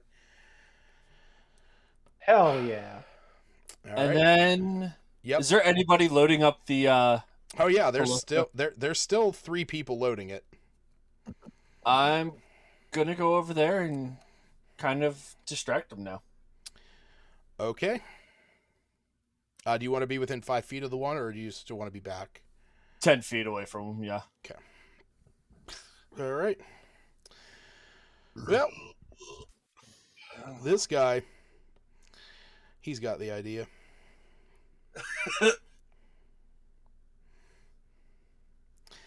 This guy, he's staying though. He's hunkering in. He's loading that ballista. Amma, it's your turn. You can see 2 of the goblins that are, 2 of the hobgoblins that are choosing to run away. There's still one in the middle of the battlefield that really hasn't taken much damage. And there are still 3 trying to load the ballista.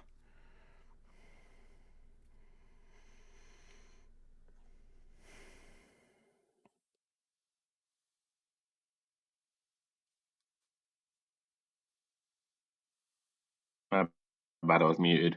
Did I jump down from a tower yet? Or am I still up there? You're still up there, but if you jump down, you take no falling damage. All right, I'll come down from the tower. Okay. Just right there, ish, whatever. Yeah. I will shoot for the guy. Oh, I still got zoom in. Alright, I'll go for B10 if I can hit from there, I guess.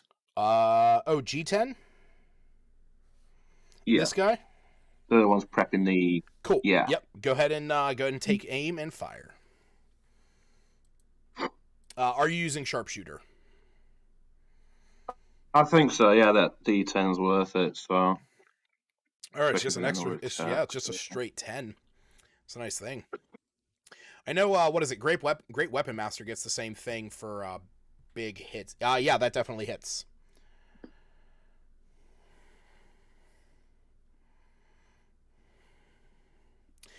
Yeah, one shot straight through the skull as he's like cranking back this arm, and you just right in the head. Awesome. And for the second attack, I guess I'll get the guy on the other side, G11. I'll go for him. All right. Same thing, I'll do the melee thing. Yep. Sharpshooter. This is this time. Unfortunately, with sharpshooter, that would not hit. Okay.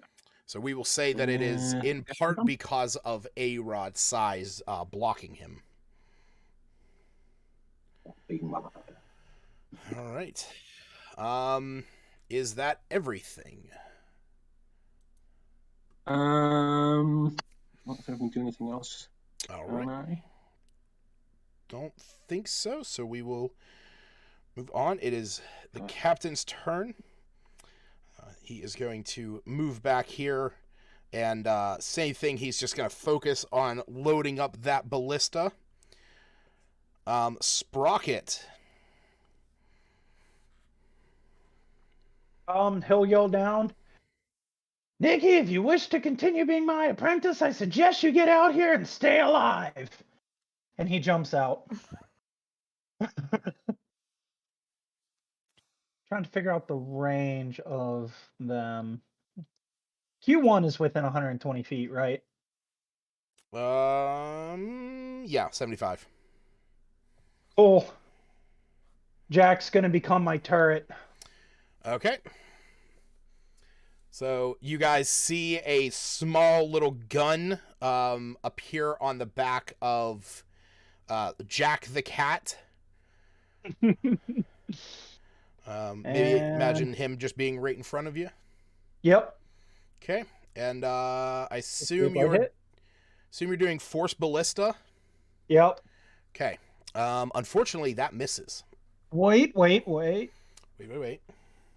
Nope, never mind. It's only an ability check or saving throw. I had to check on that real Plus, fast. that also would not have given you the bonus, or would not have worked. All right. So if that is everything on your turn. Yeah, because the only thing I have left is a reaction. All right. So it is this guy's turn. And we are going to do a 20-foot radius. All right. Oh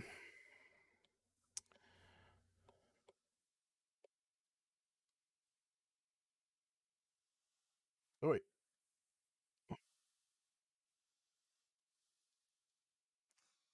Yeah, there we go. Share the love for everyone. All right, I need everyone but A-Rod to make dexterity saving throws.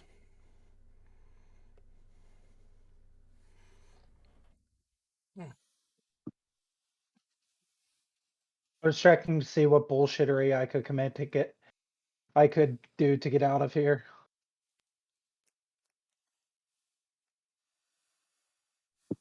All right. This one I'll add my +4 flash of genius to. Is that a +4? Yes. Oh, look at that. Oh, I was looking at Nikki's. I was like, why is hers different? Okay, so that is going to be 9 plus 12. So it's going to be 21 points of damage to Smith and Sprocket, and 10 points of damage to Amma and Nikki. Wow, 16 didn't That's even what have it. you shot that would get us at different levels. So this is Ice Storm.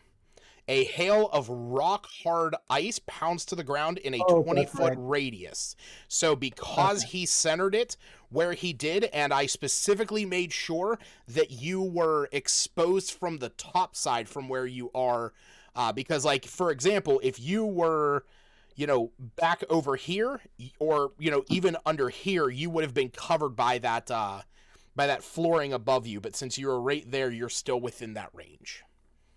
Shit, I wish I knew that. Forget Flash of Genius. I would have just popped on absorb elements. Oh yeah, that's another I'm thing. sorry, how many points? You are going to take 10. I wish I knew what it was before I used Flash of Genius, so then I would have known about absorb elements. Oh well. Well, there's always next time. Yep. All right. And he is going to move over this way.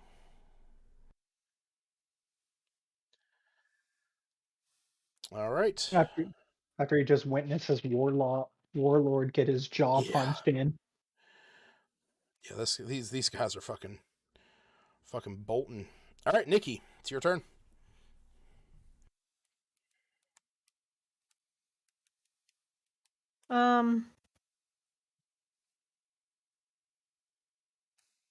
I just don't know if the ballista or the guy who shot us with a big storm is more of a threat.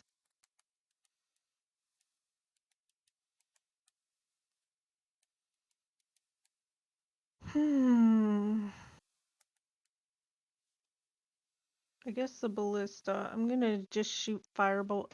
So I'm gonna shoot first and then move. Question: as he ran away from me, would I have gotten No. a? It only counts. Oh yeah. Your That's long right. reach only counts on your turns when you attack, not opportunity attacks. Yuppers. Go ahead, Stacy. Are you jumping out of the building?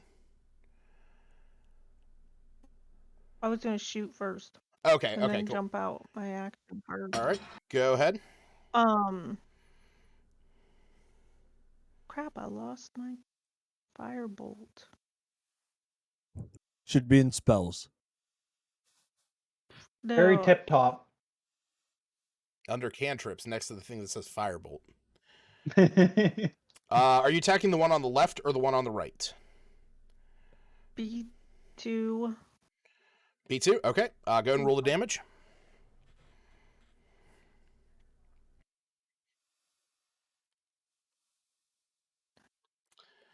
All right. He is still up, and you are jumping out. Where are you jumping to? Yeah.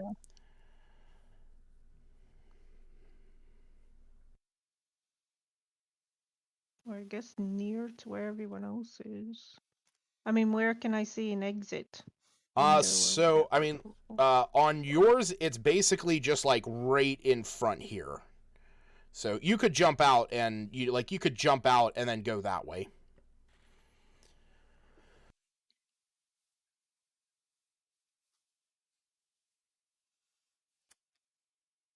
Right. Yeah, I'll just jump out and hang with everyone else, I guess. All right. Smith. Everyone is out of the tower at this point as you see A-Rod starting to menacingly make his way over to the ballista with 3 of the hobgoblins retreating off to the west. Who casted the ice storm? Do I know? It was definitely this guy right here. The Hobgoblin Devastator. Alright. Alright, nobody fucking casts AoE spells but Smith. Alright. We'll use level 2. Let me see here.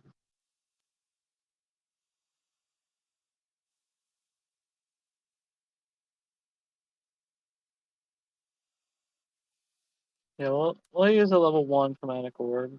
Alright. Go ahead and roll to hit. Aw.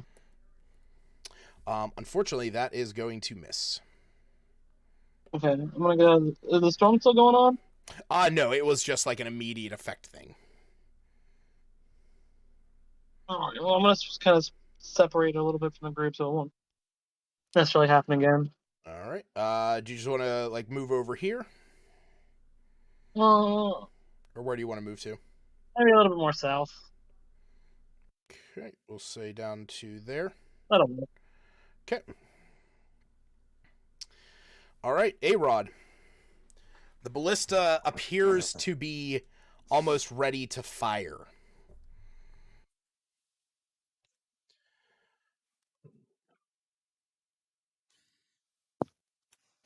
Can I jump on top of the ballista and punch both? Be able to attack both of them? It is a huge object, so do you have a climb speed? I don't think you have a climb speed. No, He has a flying speed. I lost that last turn. Oh, Yeah, I'll say unless you use your step of the wind to gain a flying speed, it's just too big for you to jump onto. Can I pick it up and shoot? Nope, it's 01. way too heavy for that. Why? It's I can push, pull, or drag one thing larger than me. and I enlarged him too. So since technically I'm large, I will say this: if you wish to try and redirect its trajectory and aim, roll a strength check. no, I just. I was just Oh, like, that would be do cool it. if I thought would. that was a great I idea. was that gonna would- say, It would be Aaron, cool. you have advantage on strength checks because of you being enlarged. I You do will. have advantage. Well, my strength is shit. I know. 'Cause you're a hey, monk. hey, Sprocket, Yes. do me a favor. Roll me a con save. Oh yeah, because I did take damage. 17. Okay. All right, that's fine. I think we forget that for literally every It thing comes that up we do. it comes up so rare in our games. But yeah, if you wish to try and redirect where the ballista is aiming, you can definitely do so. You just have to make a strength check. All right. No, I'll just use a draconic strike. Okay.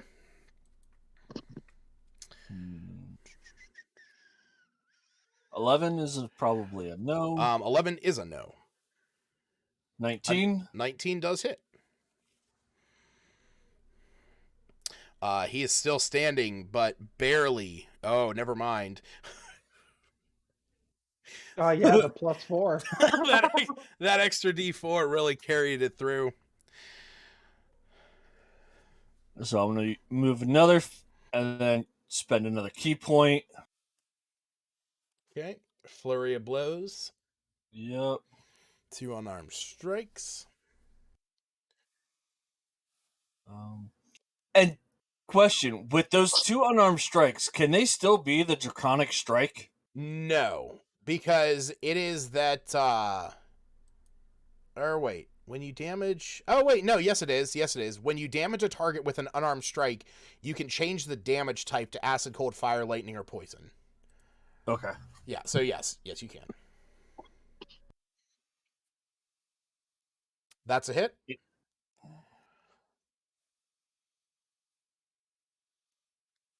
What's the damage type?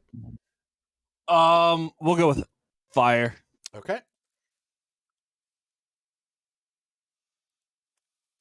Oh, and that's 20. Yeah. No. And what really sucks is with the feat that I took. Yeah, I know. Oh no. No. Wait, But I'm missing something. It's only gonna count for next round. If he survives. That's if he survives. It's if he survives. Alright, so this is going to be 1d6 plus 1d4 plus 15. What? Why plus 15? Well, okay, because keep in mind, it's whatever you roll plus Oh. the maximum of your die pool. So Right. it's 8 plus 10, which is 18. He still has some hit points left. He's also pushed back 5 feet. He is also pushed back 5 feet. This guy is just running. So that is nothing. Amma, it's your turn. Right. I am just gonna take a shot at that guy at the crossbow. Just a regular shot, I think. See if I can hit him. All right. No longer putting the the flat-headed crossbow bolt on it to deliver more damage. You're putting on your glass sight and locking and loaded. All right, go ahead and. Very good job, didn't use it as well. Oh, that one. All right. Still got a second attack.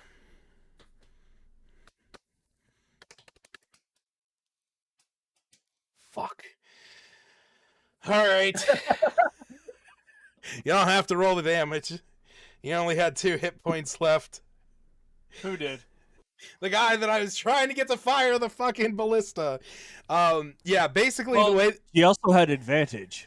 Oh, that's true. Oh well, it doesn't matter. As A-Rod goes up, just destroys the one guy's spine by breaking it in half with a single punch. He goes over to the other hobgoblin that is furiously getting ready to fire. Like, he had his hand on the lever.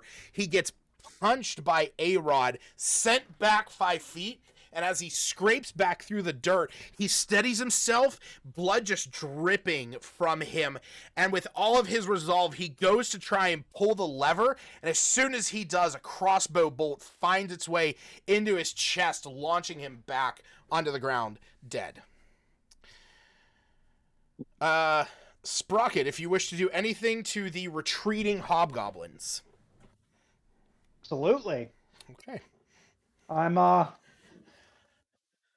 Q1's within range of 120, right? Who? O1?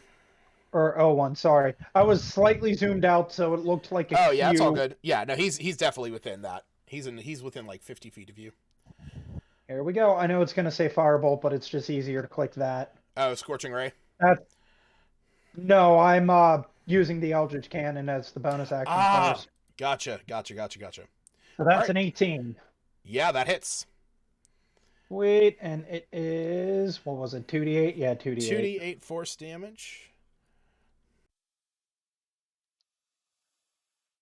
11. And he is pushed 5 feet away from the cannon. All right. Wait, that was only a bonus action. Correct. He's still pretty healthy. Yeah, he is. He's not bloodied.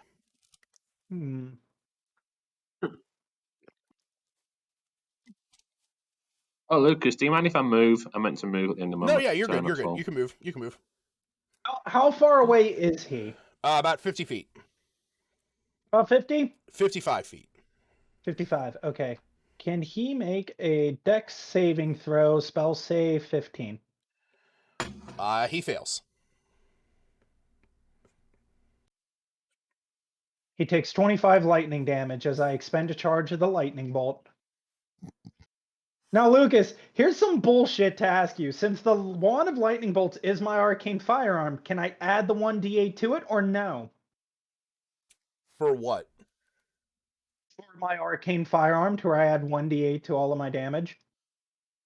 All of my spell damage when it's used through my arcane firearm? And this is technically through my arcane Yes, because that was something that we already discussed. Okay. Yes. Well, I know we discussed if I could. So it's 27 lightning damage. Oh, wait. When you cast... That's what I mean, because we discussed if I could use the wand as the arcane firearm, but the way it says, because I'm expending a charge of the wand, and it's... If you don't, it's fine. You know what? No, it's fine. It's fine. Because he only has... How much did you... Okay, yeah. No, that's fine. Yeah, that would have been 27. He only had 1 hit point left, so I'll give it to you. No big deal. Oh, well, it doesn't matter one way or the other.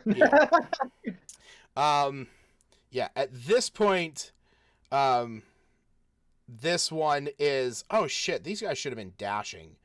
Fuck. These guys should have been long They're gone. gone. They're out of combat. Yeah. I'm going to say that these guys were dashing out of there. I was just only moving them 30 feet, but they definitely dashed out into the woods. How far does the ballista shoot? The ballista has a range of, because I think I set it up right. Yeah, it has a range of 120 feet, but a maximum of 480. He's gonna take aim and try blasting one of those hobgoblins with the ballista. Yep. You might as well. It's already loaded. The heavy work's done. All right, roll me a strength check there, buddy. You have advantage.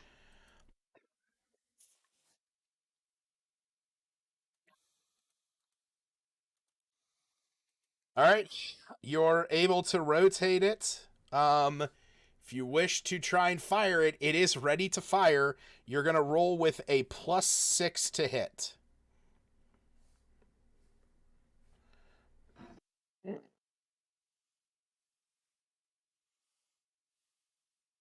Patiently waiting for this. Oh.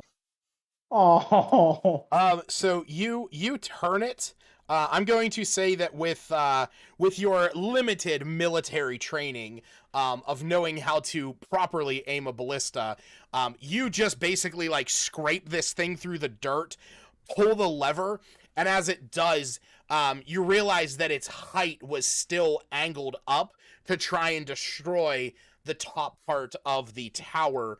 As it flies off over the tree line, crashing into the forest just beyond. I'm okay with that. Okay. Yeah, as combat is over, and you guys can just see the bodies of hobgoblins strewn across the ground.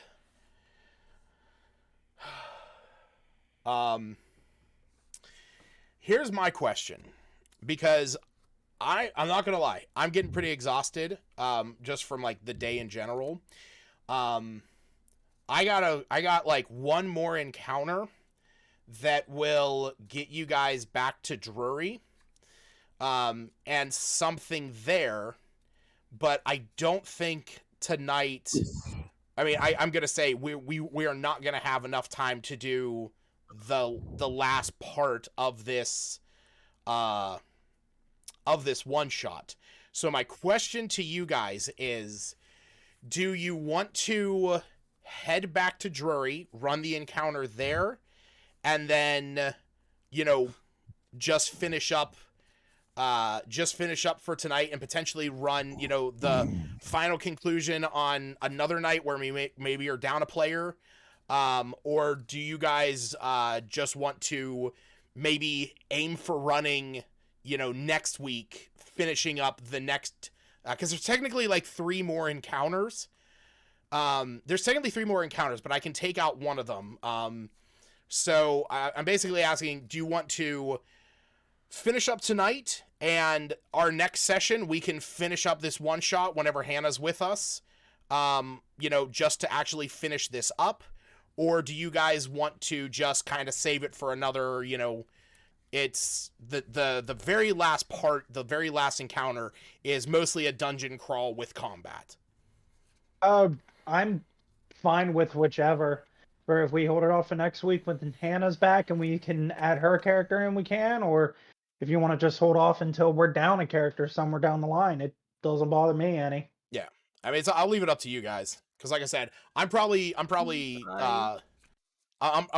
be dozing here in the next 15-20 minutes. Yeah, I'm good with whatever. All right. Main story. All right. For next week, next session. Well, then I will. It's been a while. Okay. Well, then let's just finish up. Let's run the next immediate encounter. Well, actually, it's not even going to be an encounter. It's more of just you guys getting back to Drury. I'd like to So- point out as we're going by, Sprocket definitely takes a piece of the hobgoblin, feeds it to Jack, and he's munching on a piece as he's Oh. walking by. The charred one. Gross. Oh, God. Oh, I was gonna say about looting if there's anything worth. Well, to learn what their beef is with this hunter. Fuck it. I punch all of them Since there was- to center corpses. What? I just punch them till they're dead and burnt to a crisp. I mean, they are dead. There's really nothing on them. So most of them appear to just be wearing, generic leather armor and stuff like that. Some of them have metal pieces. The warlord and the captains had some nicer armor, but there's nothing on them specifically that would give credence to what they were doing. None of you really, stopped to say like, "Hey, why are you attacking?" Yeah, Well, I'm pretty no. sure we know why they were attacking. Well, you would. No. Touche. Woo's part of. Oh, shut the You fuck was up. part of the other campaign. All right. So, we will move the party back to Drury. I will. We're walking along. Sprocket is just munching on it, and he goes, about 100 years ago, I met this guy, really great guy. Rode on a pirate ship and everything. He gave a really good recipe to turn this into Oh chili. no, I'll have to make it for you guys one time. goblin chili. Oh no.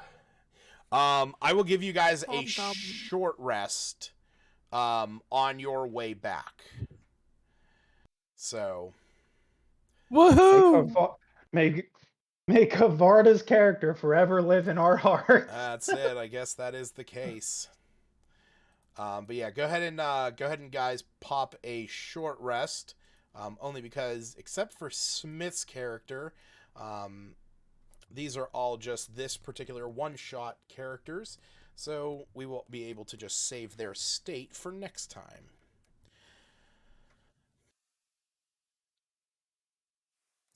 I also noticed. Joke's on you. I'm keeping Sprocket around forever. Yeah, I mean, hey, he's not a bad character. I imagine Smith is going to be rolling a few of his hit die.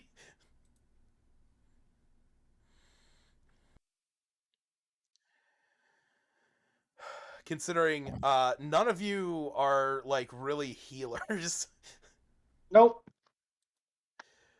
I have the healing feat. Just You have the healer feat? Oh, okay. I guess you do. yeah.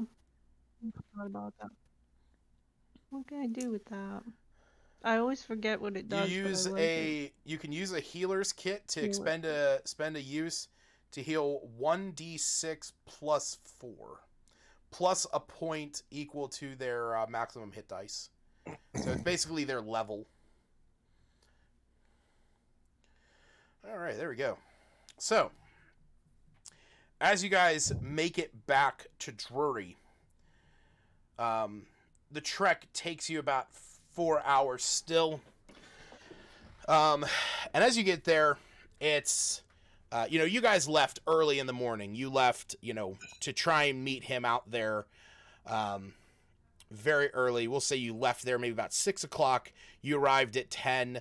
The whole encounter took, maybe 10, 15 minutes. All right, we'll say we'll put a little bit more time. But you guys are coming back maybe about noon. So as you guys are arriving back in town, you're a bit battered, bruised. How do we end up back in town when it's a 4-hour trip? It's 4 We hours. sped it up. Right. It was 4 hours out. You guys left about 6 a.m. Uh-huh. So you got out to the tower about 10. Uh-huh. So you guys would get back by around like 2 or 3. So, again, how did we get back at noon? Because every round are. Did I say noon? You did. Oh, fuck you. I'm saying afternoon. God damn it. Fuck you. It's midnight 30. God damn it! It's about 2 or 3 in the afternoon. But as you guys make your way back into town, you can see that there is a number of the townsfolk. They are kind of going about their business, still cleaning up after the festivities of the night before. But when you get back, you can actually see Gelrod standing out front with the baker, who introduced himself as Mr. Whitebeard. And they see you walking back into town, and Gelrod looks at all of you and says, "Oh, I was wondering where you all went. You left so early, I didn't even get a chance to say good morning." Rocket just looks at him and he goes, "I got something I gotta tell you." Yes? There's been another death! Jesus Christ. What did you just say? Wow. Sorry, there's been another death. God damn it. He's like, hey, your hunter companion, Slade. He looks around, he picks up a rock, does the same exact thing onto the rock as he did to the pie, and just hands him the stone. Same exact phrasing and everything. It doesn't even alter one bit. So you hand him a rock. You hand him a rock that says your son and/or daughter, insert name here, has died in combat. We are gratefully sorry for your loss. Signed, Sprocket, the best inventor ever. Yep. He looks at you and he says, "What is the meaning of this?" Oh, Slade died. Listen, I'm not gonna rewrite the spell. It gets the job done. What? And you see, whenever you say that, like the townsfolk that are around, their eyes just, like all go wide. You can see dismay in their looks, and they are just like a dragon did it. Then hobgoblins showed up. They're all dead now too. With every element that you add to it, all of them. There was a ballista. With every element that you add, you just see more terror and fear in everyone.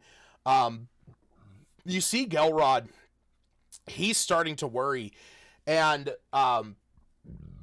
you see as this is going on, Mr. Whitebeard, he looks at everyone and he says, "Now, everyone, calm down. There's no need to panic. If you dealt with the hobgoblins, correct?" Yeah, I think only like maybe 2 of them run off. The rest of them are charred, bloody corpses. He proceeds to hold up the arm bone that he was gnawing the meat of, and just goes, "Pretty tasty, if you ask me." Look, if clearly the loss of Slade is something terrible that we will have to deal with in time, but the fact that they attacked his tower, we have clearly escaped the notice of any hobgoblins in the area. Any sizable force, at least, would have noticed and attacked Drury by now. He proceeds to point the skeletal gnawed hand at the guy, and he goes, "Speaking of which, that just reminded me. Slade also said something about warning the whole town they're coming. I don't know if they is the dragon, if they is the hobgoblins, but you know." And you see Wait, they did he say a name? Because I thought he said a name. Roll me an intelligence check. I think he said a name. I thought he was just gurgling up blood, and he's just like, "They're coming. You have to warn the town."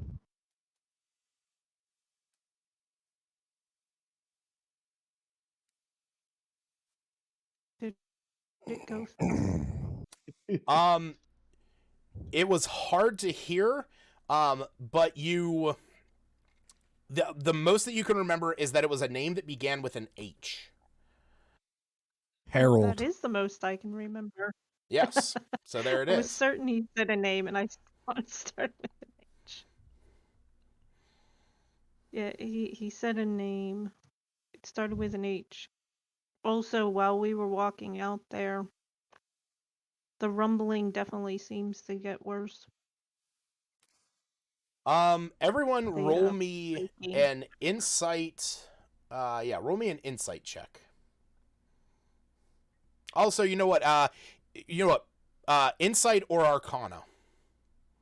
Oh, thank you. That doesn't matter. What? I rolled low. Me too. For the sake of argument, though, I'll do Flash of Genius to make Smith's Arcana 21. So at least somebody remembers. So Smith and Nikki, the two of you, as you see Mr. Whitebeard calming everyone down, you see that Mayor Gelrod, he was very nervous and worried, but hearing Mr. Whitebeard speak and tell them to calm and kind of explaining how the town would have already been attacked if there was one, you see that this calms down the townsfolk far more quickly than one might suspect. That the townsfolk were almost in a panicked fury, hearing everything, and Mr. Whitebeard talking seems to have calmed them down to just a slight murmur, as some of the townsfolk now are going back to their jobs. Hey, I have that spell. And you see Mayor Gelrod, or well, I guess that's his first name, but you see Mayor Oaklane. He walks up to Mr. Whitebeard, puts his hand on his shoulder, and he says, "Well, I guess we will be needing to lay out a sigil for our friend. Slade was a good man, but he will be remembered by the town of Drury. Why don't you make him some of your finer bread there?" And when he looks up at Mr. Whitebeard, he says, "I will get everything ready. Let me know whenever that bread is ready, Herman." And that's where we're going to end it for tonight. Herman.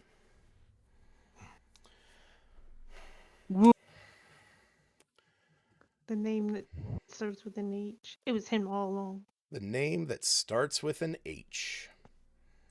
Also, Lucas, I want you to be aware, if I ever use Sprocket for an actual campaign like I want to, I'm just keeping that message for all of it. If anything ever happens, the magical tinkering is going to occur, and he's just going to be like, "Here you go." And as they read it, even if it's not their son or daughter, that's what he's using. It's he's 24 just handing words. it to him. God.